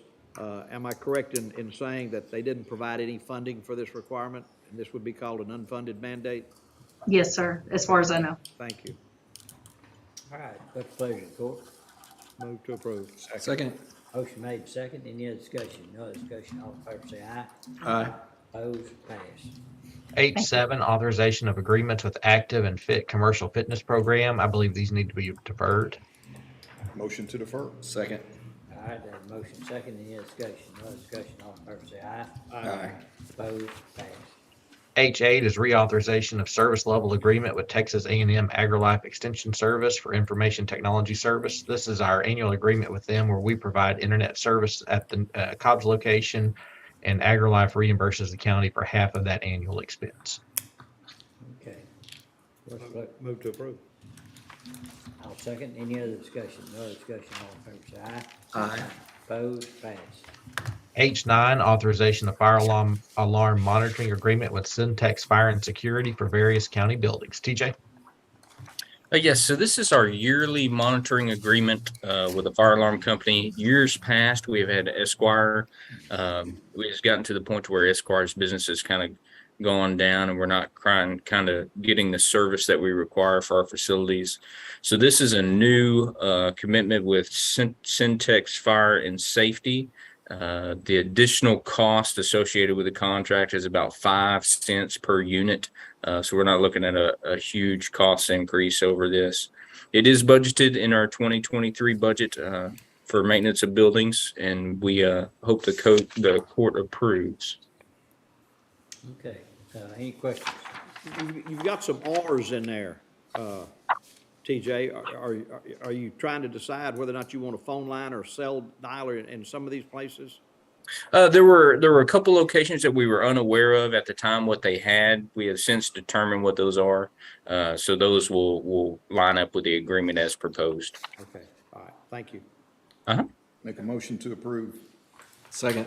Motion made second, any other discussion? No other discussion, all in favor say aye. Aye. Opposed, pass. Under item I, capital improvement and construction projects, I-1 regarding ADA renovations to MHMR Crisis Center, bid 21-003, agreement with HCS, authorization of payment application number 14. TJ? So number 14 is kind of the final pay application for the work that has been done. HCS is complete pending a review by CP&Y. There may be a few punch list items remaining to go. The project has about $36,000 left in it as far as holding back for the final completion. So we think this invoice is in line where it needs to be, and we approve. All right, thank you. Any questions? If not, what's the pleasure of the court? Motion to approve. Second. Got motion second, any other discussion? No other discussion, all in favor say aye. Aye. Opposed, pass. Hey, Moving down to, yes, sir. All right, we have, Mr. Gimbel in here now, if you want to jump to his item. All right, so that item is on the supplemental agenda, and it is item B2, authorization of memorandum of understanding with McLennan County Criminal Defense Lawyers Association for attorney portal for district clerk case information. Yes, sir. That's hot. It's a way to pay for our first year's maintenance on the attorney portal that we just brought online. So the defense bar is willing to pay for that for us in exchange for them getting access to it as an organization. Is everybody familiar with the attorney portal? Should I say something about that? Briefly. Okay, so we basically, over the last year and a half, brought on a portal for attorneys to log in and be able to see images remotely. And the overall Bar Association partnered with us on the development costs. So I used $10,000 of special revenue funds and then $10,000 from the Bar Association to grant them access. And as long as we maintain it, they'll have access. We've got $5,000 a year in maintenance costs. I'm working to get a draft to y'all later this year for us to sell memberships or subscriptions to out-of-town attorneys so it doesn't compete with those two bar associations. And then we could use that money to help pay for future years' maintenance costs. And whatever we don't cover from revenue, I'm on the hook to pay for out of special revenue funds. Okay. All right, any questions? Not what's the pleasure of the court? Motion to approve. Second. Okay, motion second, any discussion? No discussion, all in favor say aye. Aye. Opposed, pass. Thank y'all. Thank you. Thank you, John. All right, under item K, grants and grant proposals. K1A is discussion and action on ARPA funding requests. K1A1 is McLennan County Investment Fund. And we would like to defer this one, and I'll explain more in a minute, but we are working on updating our subrecipient risk assessment form and would like that approval first to perform that risk assessment. Okay, much pleasure. So, we're deferring we wanna- K1A1? yes, sir. Okay. Defer, motion to defer? Second. Have motion second, any other discussion? No discussion, all in favor say aye. Aye. Opposed, pass. Dropping down to item K1C, discussion and action on proposed format of ARPA arsenic abatement agreements. Mike, did you want to step through these? Yes, figured out how to unmute myself. I needed to figure out how to mute myself earlier. And Mike, again, if you don't mind, speak up. Lean forward, Mike. Again. Okay. I did a format of an arsenic agreement that could be used for any of the arsenic money recipients. And I really wanted any comments and direction on that. This, like I say, it's meant to be something that can be used for any of them. The one thing that's in there that if you've read it, you've probably noticed is a reference to a monitoring engineer. It becomes apparent that in looking at whether they're using the funds right, whether they're going to make the deadline, etc., that we're not in a position to keep up with that. And it would seem like using LAN as a monitoring engineer, since they're already involved in the arsenic project, would be a good idea, engaging them for that, to make periodic checks on these projects to make sure, especially that they're going to be done by the December 31, 2026 deadline, but also to make sure that the money is being spent correctly. And that, just the progress, to talk to the engineer about the progress and light a fire under them if need be. But So, Dustin, would that be a separate agreement with LAN from what we have right now? I mean, I'm good with it. I like that, and I think the cost of it is covered under the ARPA funding, but Yes, sir. It'd either be separate or could potentially be an addendum to it. And we had visited with BKD Forvis before, and they felt that would be an allowable expense under the ARPA funds for administration. Well, if we can get that, that the court has assurance that's the way it is, I definitely like that extra layer of, checking all the boxes before we sign off on it.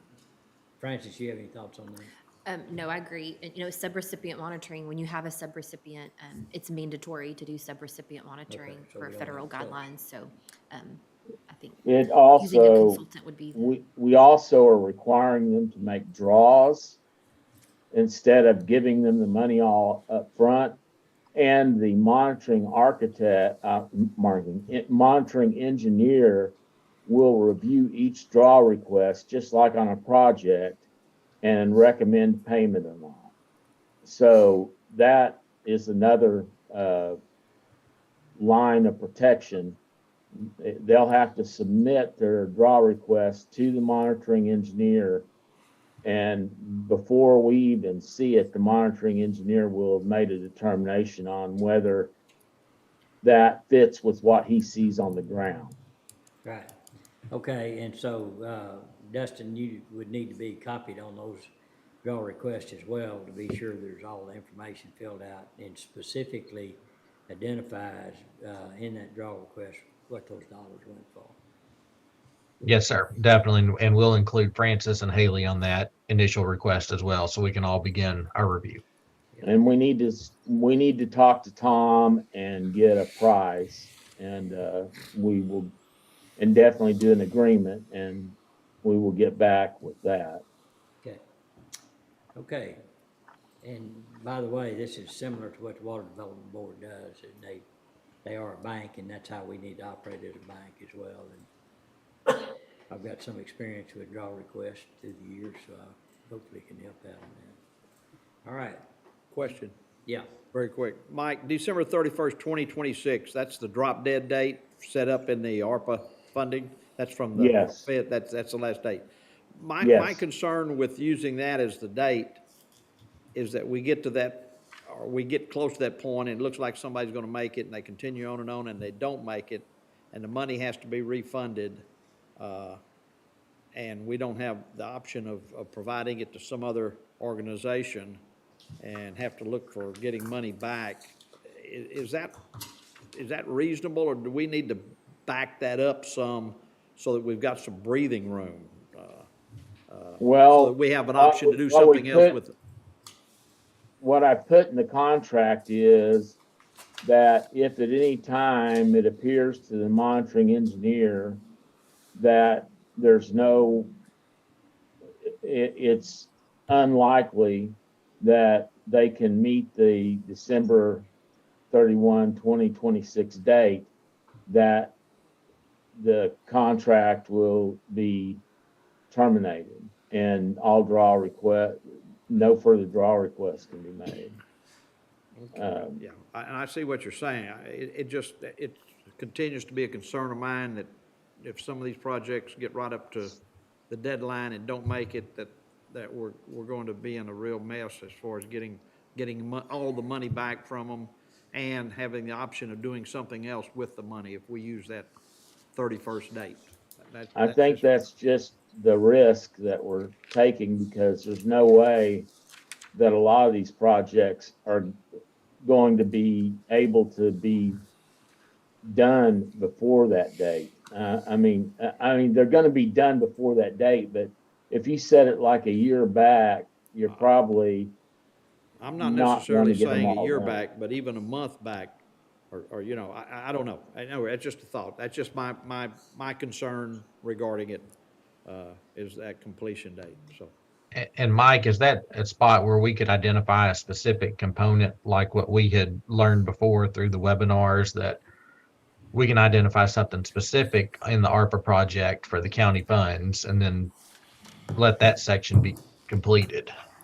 Yeah, we could talk up front with the recipient and with the monitoring engineer and identify something that we know, it's the first part of the project that we absolutely know they'll get done, and make the contract related to that instead of instead of to an overall project. And that way we could make sure that they got done what our funding was for. But I don't think there's any way to protect from a situation where the whole project doesn't get done. Because if it doesn't get done, it's going to be right up to the wire. You get them, assuming you can get the money back, you're not going to have time to redistribute it and for somebody to use it. It's just a risk, and I think we're going to have to try to abate that risk by the monitoring engineer. Yeah, and I hope the monitoring engineer is up to that for us. And it's just a concern, and I know it's a risk we take, so, you know, we move on, but it is a concern of mine. Okay, We need action on that. yes, we do. Move to approve K1C. Second. Have a motion, second. Any other discussion? No other discussion. All in favor say aye. Aye. Opposed? Pass. K1D is discussion and action on updated ARPA subrecipient risk assessment form. Mike, did you want to kind of lead this? Yes, the auditor's office, Haley, especially has worked hard on this. We are required, and things, what you have to understand about ARPA is the rules have evolved, and you don't know, I mean, until you get down the line, you may not realize that you're not following something because it came into effect afterwards. But this is the subrecipient risk assessment form is a necessary part of the process, and essentially goes through whether they have they keep financials, whether they have had an audit, whether they've ever been debarred, various things, and that would show us whether they're trustworthy. Now, of course, some of that is also subjective, because there's sometimes where somebody might not have the greatest financials or audits, but we've dealt with them for years and they've never not paid or not done what they're supposed to do. So there would be some room for that too, but the reality is if they can come through and answer these questions right, and we're in much better shape of knowing whether they're going to be able to do the project. Okay. Motion to approve the ARPA subrecipient risk assessment form. Second. I have a motion, second. Any other discussion? No other discussion. What is 2 CFR 200.331? Those are the federal Guideline. guidelines, guiding principles for all federal grants. And so a lot of things you read with federal grants, it'll refer to something in the 2 CFR 200. Any other questions? All right, we have a motion, second. Any other discussion? No other discussion. All in favor say aye. Aye. Opposed? Pass. Under item K3 regarding the Office of the Governor, Criminal Justice Division, County Innovations to address commercial sexual exploitation prevention grant, authorization of grant award. Back in January, court approved the submission of this grant application. The grant has been awarded. There is no match to the county. Total grant award amount is $237,773.65. There did have to be a tweak to the budget due to the COLA increase. But anyway, the total grant award is that $237,000 amount. All right, any questions on that? Make a motion to approve K3. All right, have a motion, second. Any other discussion? No other discussion. All in favor say aye. Aye. Opposed? Pass. K4 is regarding the FY22 BJA Veterans Treatment Court Discretionary Grant Program Authorization of Grant Award. Back in May, we ratified the submission of this grant application. They were requesting and have been awarded $750,000 for a 48-month grant for 50 participants to receive enhanced services in McLennan County. That's great. So we just need a motion to approve that grant award. So move. Second. All right, I have motion second. Any other discussion? No other discussion, all in favor say aye. Aye. Opposed, pass. All right, under item L, department office specific requests, I'll try to group some of these cybersecurity ones together. L1 is for Road and Bridge Precinct 1, authorization of cybersecurity trading exception request form. L2 is the form for Precinct 4, and L4 is the form for Precinct 3. Lisa? Yes, hello. So these requests have come in with people that have been identified as utilizing the county network less than 25% of their work duties. So the request is for them to be exempt from this year's cybersecurity training. Okay, any questions? Motion to approve L1, L2, and L4. Second. All right, I have motion second. Any other discussion? No other discussion, all in favor say aye. Aye. Opposed, pass. L3, County Sheriff, authorization of request for purchase of duty weapon upon retirement of peace officer. Ken? Yes, we received the request from the sheriff's office to allow Steve Straw to purchase his service weapon. Again, he's allowed to do so under Government Code Section 614.051 in the amount of $325. That's been our standard on other. Okay, I'll make a motion to approve that. Second. Motion second. Any other discussion? No other discussion, all in favor say aye. Aye. Opposed, pass. L5, Specialty Court, authorization of space allocation request for offices at 1211 Washington Avenue. TJ? Yes, so we are asking court to approve us moving two of the individuals from specialty court into the new facility at 1211 Washington. I've got a little diagram attached with it that shows the space available that they could utilize. There are no costs associated with construction. We don't need to modify anything to the building to make it work for those guys. Since they are currently working from home, they have hotspots that they're utilizing for their internet connectivity. So I think we will continue forward with them utilizing that until the facility is built out from an infrastructure standpoint.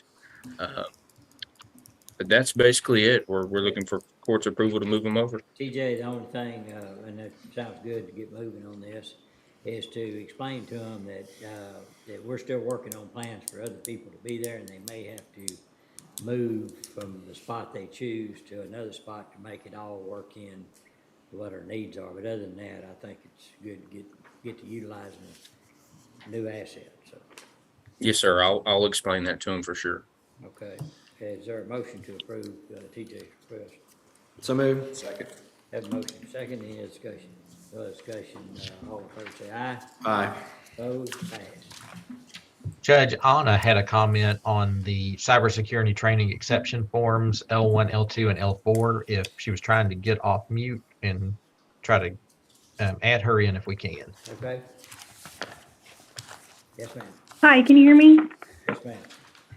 Okay, it worked this time. Sorry. I just wanted to chime in on that item related to the titles approved for exemption to the cybersecurity training. There are two titles amongst those groups that were not on the previously approved title list for exemption, and that's the assistant foreman positions and the mechanic positions.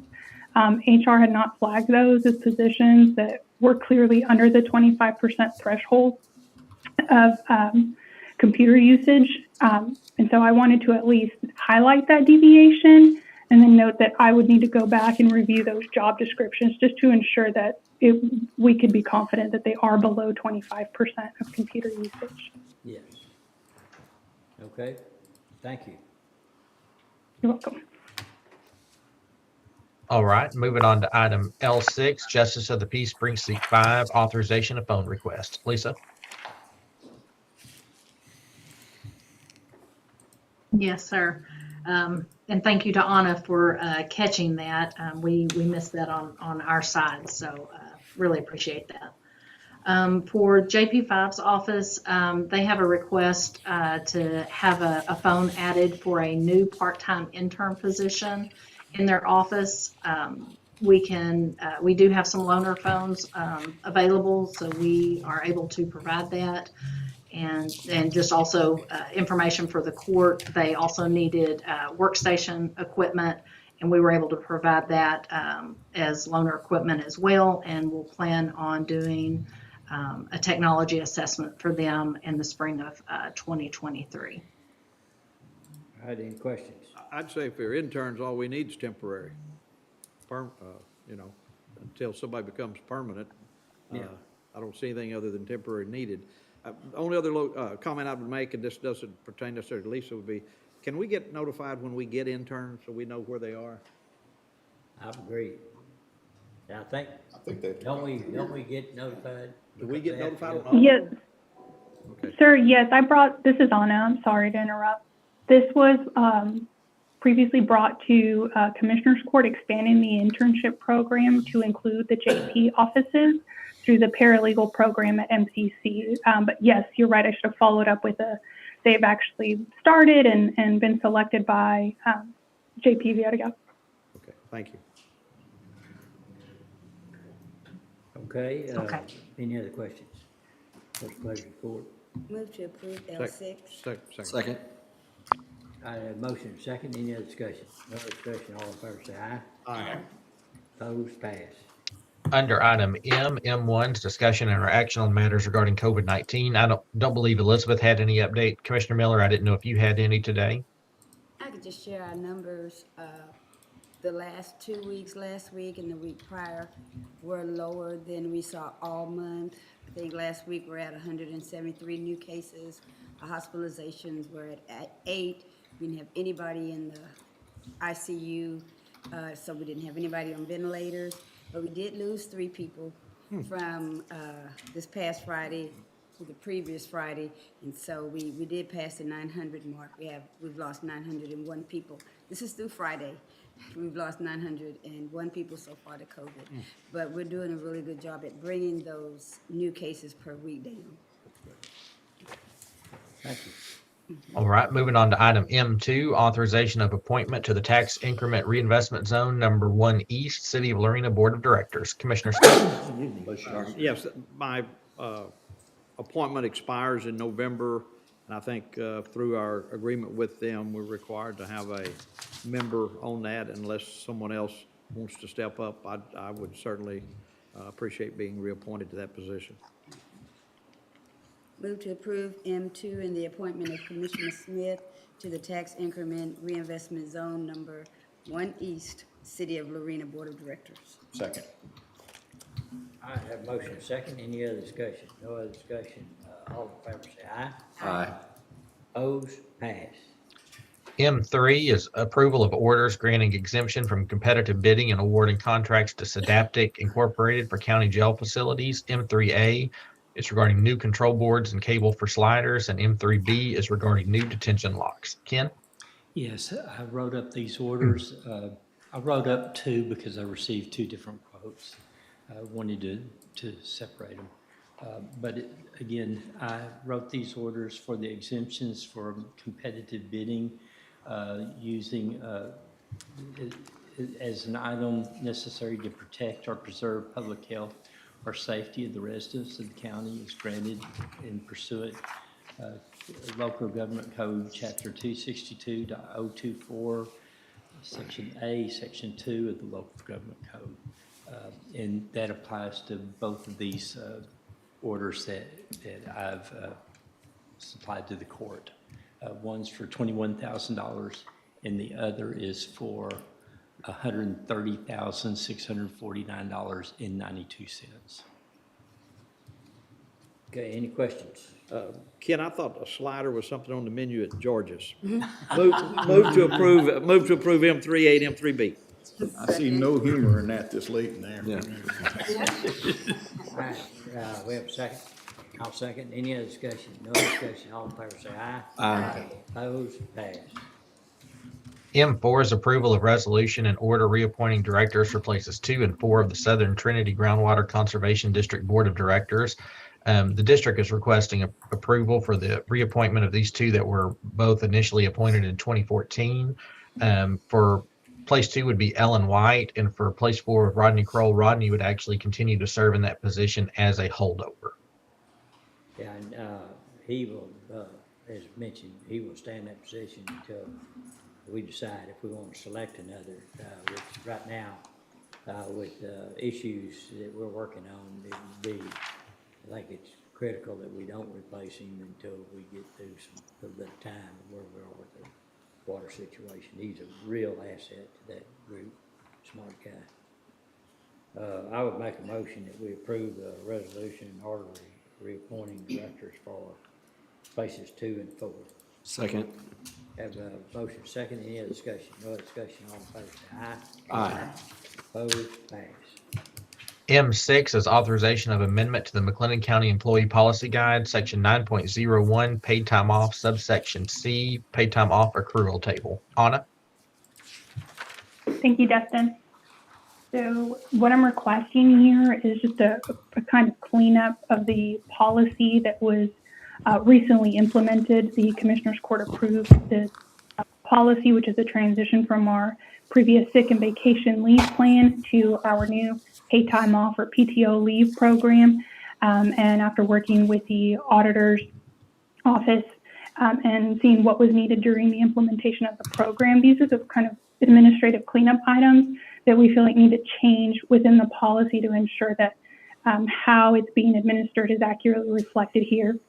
And so the employee reading it would understand how it's working. And so there's 3 main points that are changing in the policy that we're requesting change for. And the first is just a rounding issue with the rate itself.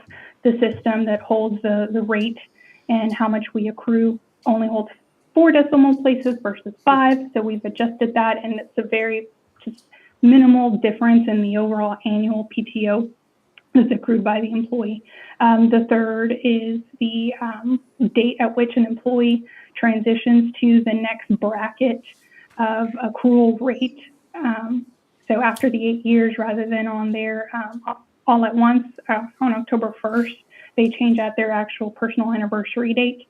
And then the third is just outlining clearly that folks don't earn PTO after 80 hours of a pay period. So, they're not earning PTO on overtime. So we just wanted to make those clarifications in the policy manual clearly before we distribute it for our annual review and acknowledgement. Okay. All right, any questions? So no one's losing any hours already earned, correct? That's correct, sir. Okay, Yes. very good.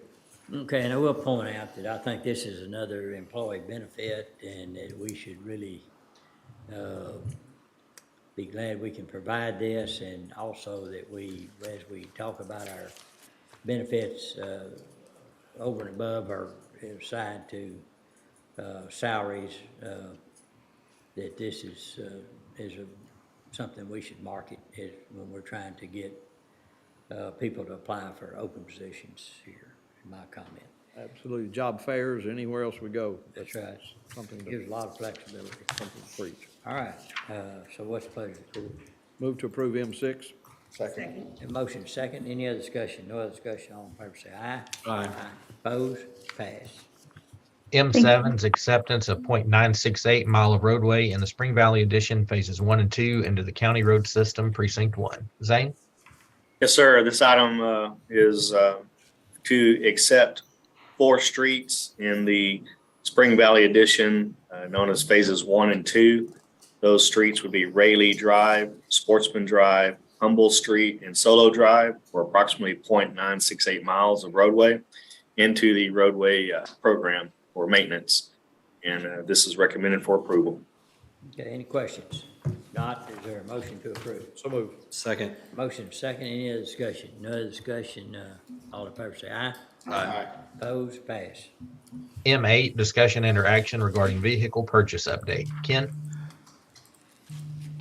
We have had in purchasing conversations with our vehicle dealers over the last 2 years, and we received constant updates and information, and I thought it was just time to have someone put in writing what all is going on right now. So I asked Richard Hyder with the one of our major suppliers if he could write something up for us. wanted to share this letter. There's nothing much more I can add to the letter other than what's written here, other than I think that there will be possible order windows for 24 vehicles that may be very short, very narrow for us to, if we want to order a new vehicle in a new 24 vehicle, it may be very difficult and a very short period of time that we can do so. Again, just wanted to share this information for you to mull on, and as I know more, I'll share more. Okay, thank you. More of the same. All right. Yes. Well, how does that affect then our capital outlay? You know, Yeah, I mean. there's not gonna be any, Yeah. I guess, right? Yeah. So, Yeah, it will affect it I mean, it appears. I mean, my opinion, the car companies have found a model that is more profitable to them. Could be. So, Yeah. We're just trying to work through it, and I'm still trying to figure out other ways and possibly. they're gonna have to come up with some sort of, Yeah. for emergency vehicles and things like that. Yeah. So. I just put new shoes on my horses. I don't know. I mean, that's what it amounts to. We're gonna, we're fortunate over in the SO to have that maintenance of equipment that does a good job, because it appears we're gonna be keeping vehicles longer. Yes, sir. Yeah, good point. Yes. Okay. All right, thanks for the report. Yes. Not really.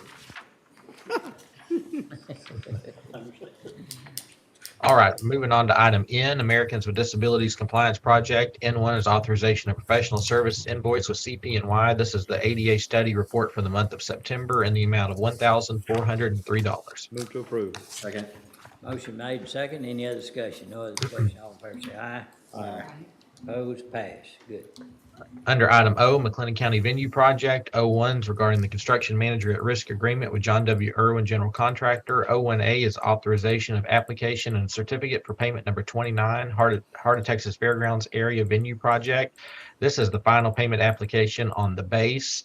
It totals $188,008, the final payment. That includes the final billing on the dedication and monument, and then also release of the remaining retainage that we were holding. Just wanted to point out that the total CMAR contract amount was $32,454,350, and then the total amount billed was $32,132,843, leaving $321,507 that was unbilled to the county. That's great. All right, under time and under budget. That's Under what we're time, talking it doesn't get any better. about. All right. You need any action on that? Let's see, motion to approve. Yes, sir, we do application. need approval. Yeah, payment number 29. So move. Second. Have a motion, second. Any other discussion? No other discussion. All in favor say aye. Aye. Opposed, pass. O1B is authorization of application and certificate for payment number 1. This is for Area B demolition project. As the court remembers, back in June, we approved the GMP from John Irwin in the amount of $888,285, excluding that alternate. Pay application number 1 is in the amount of $201,013, and it has been reviewed and recommended for payment. Move to approve. Second. Motion made and second. Any other discussion? No other discussion. All in favor say aye. Aye. Opposed, pass. I will say this, that it was perfect timing for us to be sure that a lot of that area was available for parking because of the huge crowds that were there this year, and it became a real asset. And I know that Wes video droned, anyhow, took pictures of all of it and showed all the parking from there. And so it was really was a benefit. So they appreciated it very much. Okay, Dustin? All right, moving on to O2 regarding the Area B demolition project, professional civil engineering services proposal with Walker Partners. This is invoice for their services through the month of August. Court remembers we approved a $24,000 total scope with Walker, and then we added a franchise utility relocation package in the amount of $2,500. This invoice totals $2,990 for their services through August the 30th, and it's recommended for approval. Motion to approve. Second. Have a motion and a second. Any, no, it says a motion to approve the invoice from CPNY. That's Walker Partners. Walker Partners, right? Yeah, Walker Partners. Right. Motion to approve the invoice from Walker Partners. yeah. Second. All right, have a motion second, any other discussion? No other discussion, all in favor say aye. Aye. Opposed, pass. 03, discussion and or action regarding debt service fund and construction fund transfers. I believe this needs to be deferred. All right, Motion to defer. have a motion second, any other discussion? No other discussion, all in favor say aye. Aye. Opposed, pass. All right, moving back down to the supplemental agenda under item B1 is regarding the McLennan County Group Health Plan discussion and or action regarding the 2023 pharmacy program savings proposal. Anna? Thank you, Dustin. I am putting this proposal before Commissioners Court. It was presented to us by United Healthcare earlier this month. They are providing an option to change or update the prescription drug list under our health plan in order to save approximately $49,717 annually by incorporating or including prior authorizations for new medications not currently requiring a prior authorization. This would affect approximately 179 participants currently on our plan. The option has been reviewed by Hub, our consultant, because it is a savings to the plan. They would recommend it. Our department, the HR department, however, would agree that yes, it's an attractive offer, but we do want to also consider the impact to employees, and also that we are in our last year of our 3-year agreement with United Healthcare, so we'd actually like more time, and because next year we will be reviewing the agreement for renewal in 2024, we think having additional time to present it to the benefit committee and reviewing it more closely is what our preference would be here in HR. We are just, again, because it's a savings and there is an impact to employee, we still wanted to bring it forward to Commissioners Court for review and a decision as to accept or decline this pharmacy program savings proposal from United Healthcare. Okay, any questions on that? This is pretty straightforward. I mean, this is a lot of people and for not very much money. And it was not brought to the benefit committee. And I am adamantly against this right now. And in times, you know, when these drugs are going way up and stuff like that, you're gonna need an entire person, maybe two, in HR to sort through this. So we may be saving $50,000 on costs, but you know, you could. The headaches. Probably the headaches are going to be. I mean, you're going to need an entire full-time employee to help people through this. So that is just what's your recommendation? That we make a motion to deny this, to not adopt this. This proposal by UHC. I'll second that and agree with the commission. All right, have a motion second, any other discussion? No other discussion, all in favor say aye. Aye. Opposed, pass. Thank you. Right, item B3 is authorization of temporary service agreement with Waste Connection Lone Star for roll-off waste container for Road and Bridge Precinct 3. Ken? Yes, this is an agreement for the container at their yard for cleanup day, and it's just our normal service agreement.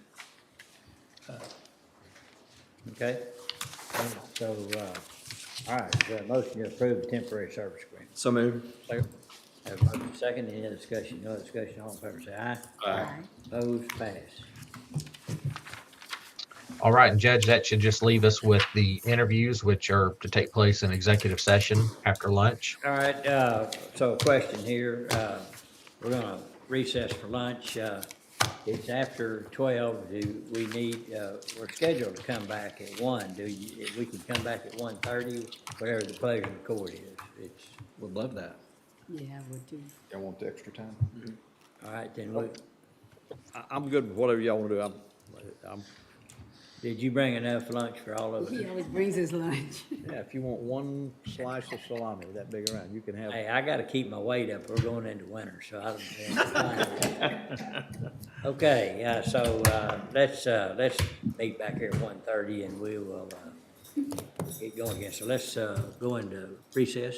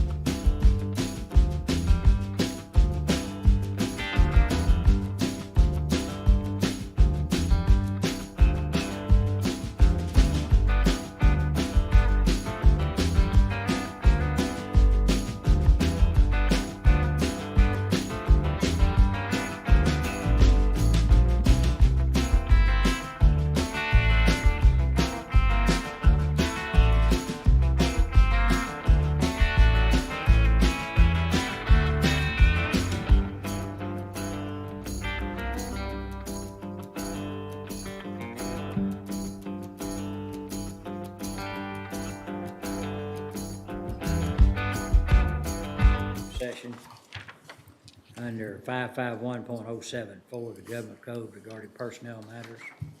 And I'd like to have the following remain online, in person. Mike Dixon, Dustin Chapman, and the applicant. And then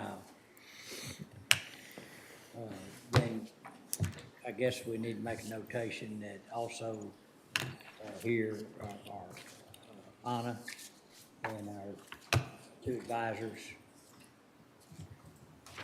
as well. And Judge, I just talked to Mike. He was not planning on joining unless you would like, the court would like for him to. No, I don't think it's necessary. Okay. Okay. All right. Recording stopped.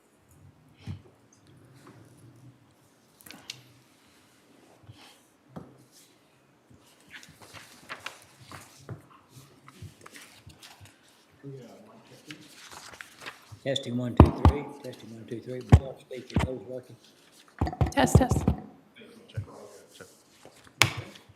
have everybody in the meeting as should be, and Dustin is set as co-host, so Okay. we should be good. Thank you. Judge, before IT leaves, we are not seeing the cameras from the courtroom. Okay.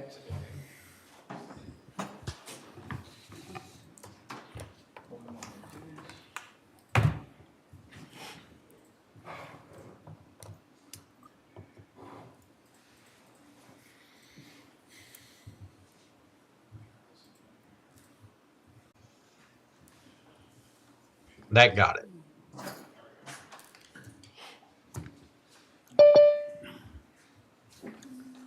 Okay.